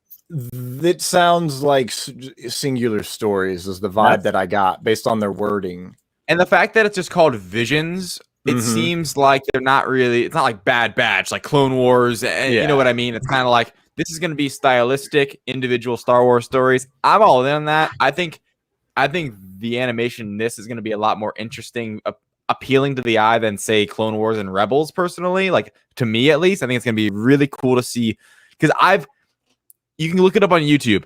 There is, I believe it's the final battle of Revenge of the Sith, between Obi-Wan and Anakin. There's some other ones too where they redid it. Some artists redid it in anime style. Holy shit. It's so cool. It's so cool. And I think something similar to that, like lightsabers in anime, is a match made in heaven. So I'm excited for this, and I'm excited to see this first look on July 3rd and kind of get a feel for what this really is. Liam, what do you think of this? I mean, I'm not going to lie to myself. I'm probably not going to watch it. If I haven't watched The Bad Batch, if I haven't watched Clone Wars or Rebels, I'd love to dive into animated Star Wars eventually. But at the same time, as you mentioned, them being kind of serialized episodic stories, I feel like that is a lot more tailored to people like me who kind of feel like, man, I have way too many seasons to catch up on. It's way too overbearing. This could be a show where maybe I watch 3 episodes out of the season and it kind of operates like Black Mirror, where they're not necessarily all connected. They're all in the same universe, but they don't play into each other. I'll be keeping my eye out for July 3rd to at least see what the first look is all about, because I'm never going to say no to something before seeing advertisement for it. But at the same time, I'm at like a 30% chance of, I'm going to check this out. Yeah. Thomas, where are you at with this one? You love Star Wars so much, but what about Visions? I feel like this is kind of it's a whole different project in general. So what are your thoughts on it? David, you know I have my own vision, so I'm in on Star Wars visions. I mean, hopefully it'll fix my vision and I can get back to 2020 and it'll take away my mild astigmatism. Probably not. I don't think they're going to do that kind of lightsaber LASIK surgery. I don't know how I ended up on this pun ravel, but I'm stoked. I'm always stoked for Star Wars. I don't know what the hell I'm going to do right now. I kind of ran out of like comfort Star Wars to watch because I just murdered all of the rebels. Or did I? Moving on, I forgot to throw this in when we were talking about Suit Watch, but this ad of Thor Love and Thunder, it was a t-shirt, And on it, you see Jane Foster, and she looks dope, and Valkyrie, and she looks dope. But can we talk about the new Thor costume I might have to build? Son of a bee sting. I ain't got the money for that yet, but I will. Look at it. It's beautiful. That's the only... What do you guys think about these costumes? That's a good question. Yeah, I mean, I think Jane Foster looks awesome as Mighty Thor, and I think someone at the Direct pointed out that it's Mjolnir like reassembled, like there's cracks in it, and I think someone... Maybe it was Pierre, wrote an article on the direct.com. Yeah, and I thought that's a really cool touch, and how it's not, it's not the Mjolnir we see in Endgame, but it's the real one that's seen in Ragnarok, if that even makes sense. What's real, what's not anymore. But I like the idea that it's the one that's on Earth. It got reassembled somehow, and I'm super excited for this movie, man. Like, I think it's going to have a great balance of crazy humor, wacky color and design and adventure, and then still being a serious movie. Because to me, this is actually the most serious image or even set photo I've seen from this. 3 heroes looking badass, ready to like fight gore, right? That's what it looks like to me. Where in other ones, you're seeing the Guardians, you're seeing, Chris Hemsworth in his red vest looking just completely jacked, ready to play Hulk Hogan. I'm super excited for this movie, and I'm excited to see Jane Foster back, Natalie Portman back in the MCU kicking ass. So, Liam, what were your thoughts on that? Yeah, Thor: Love and Thunder is high up on my anticipation list, which a lot of people, if you know me, might be like, what are you talking about? You hate Thor Ragnarok. I had expectations that were altered because when that was announced during the Phase 3 lineup, the logo was in tone with the Dark World, and it looked like it was going to be an Asgardian apocalypse and not so much a buddy cop comedy, because Thor Ragnarok is full-on basically a comedy. This one, knowing what I'm going to get based on the logo from the jump, based on Taika Waititi, I'm stoked, and I'm excited to enjoy this movie without going in with expectations that were completely 180'd. That said, also, I think the suits are great. I love the kind of lightning energy that's flowing through Thor's costume. Yeah, don't you dare give that man sleeves, because he has been putting in timeless work, definitely pulling 2-a-days when it comes to his arms. So yeah, Thor is looking as ripped as ever. And yeah, Jane Foster, I'm excited to see her back and to see her assume the mantle of the Mighty Thor. Remains to be seen whether or not she will kind of take over for Thor in the MCU, but I kind of hope Chris Hemsworth is here to stay. Yeah. And then, of course, Valkyrie, just phenomenal as always. One of the best costumes, I think, in the MCU. This one looks like it has a tad bit of an upgrade, as it looks like a blue cape when I believe she had a white one previously. So who knows? Maybe she's going to get a bit of an upgraded color scheme going forward. But either way, this merchandise looks fantastic. She is a queen. Yes, cannot wait. We've reached the point in the show where I can't find the social media links. David, where can everyone find you on social media? Yeah, you guys can find me at my name, David Thompson, on Facebook, at David J. Thompson on TikTok and Instagram. But please, guys, go follow me over on Twitter. That's where I'm most active about talking about all of these good things with Marvel and Star Wars and whatever else movie related. At David Thompson on Twitter. That's 2 A's in the David. Thomas, what about you? You can find all of my links at TCRochesterACT with Linktree. I almost did that right. Linktree.com/TCRochesterACT. That gets you my Facebook, Twitter, YouTube, Instagram, all that good stuff, my website, etc. Again, TCRochesterACT. Liam, what about you? Sure. Yeah, you can find me on all socials at Liam T. Crowley, spelt like it sounds. And same with David. I'm most active on Twitter. And I love interacting with people when it comes to theorizing and speculating and just talking about anything, comic book, movies, music, pro wrestling, whatever it is. Hit me up on Twitter. Yeah. And thank you guys so much for having me on. This was an absolute blast. Yeah. Thank you so much for joining us. It was a long one, but it was a fun one, right? I mean, these kind of flew by for me, right? It's already almost 2 or 1 p.m. here. It's like started when it was the morning, and now all of a sudden it's the afternoon, but great way to start my day, at least.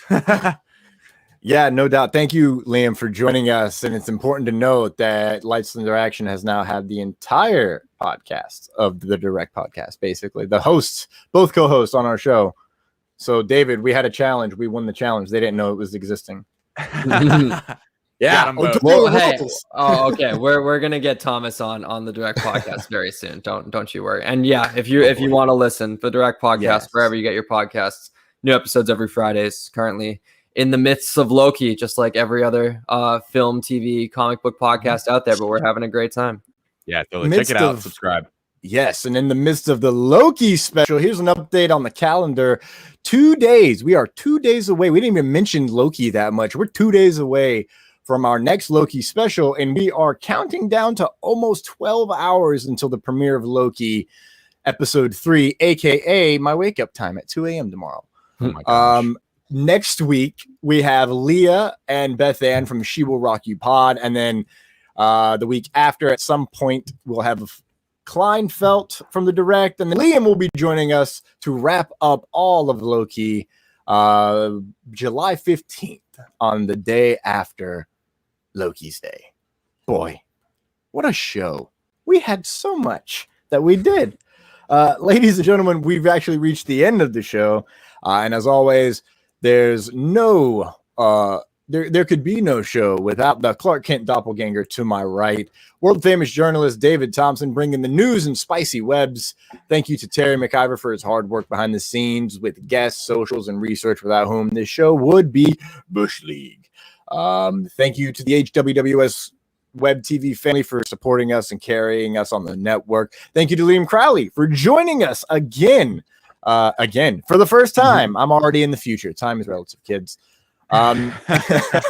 Most importantly, thank you to you, our fans, for joining us weekly, whether you're watching us on Facebook, Twitch, Twitter, YouTube, or listening to us via Apple Podcasts, Google Podcasts, Spotify, or Spreaker.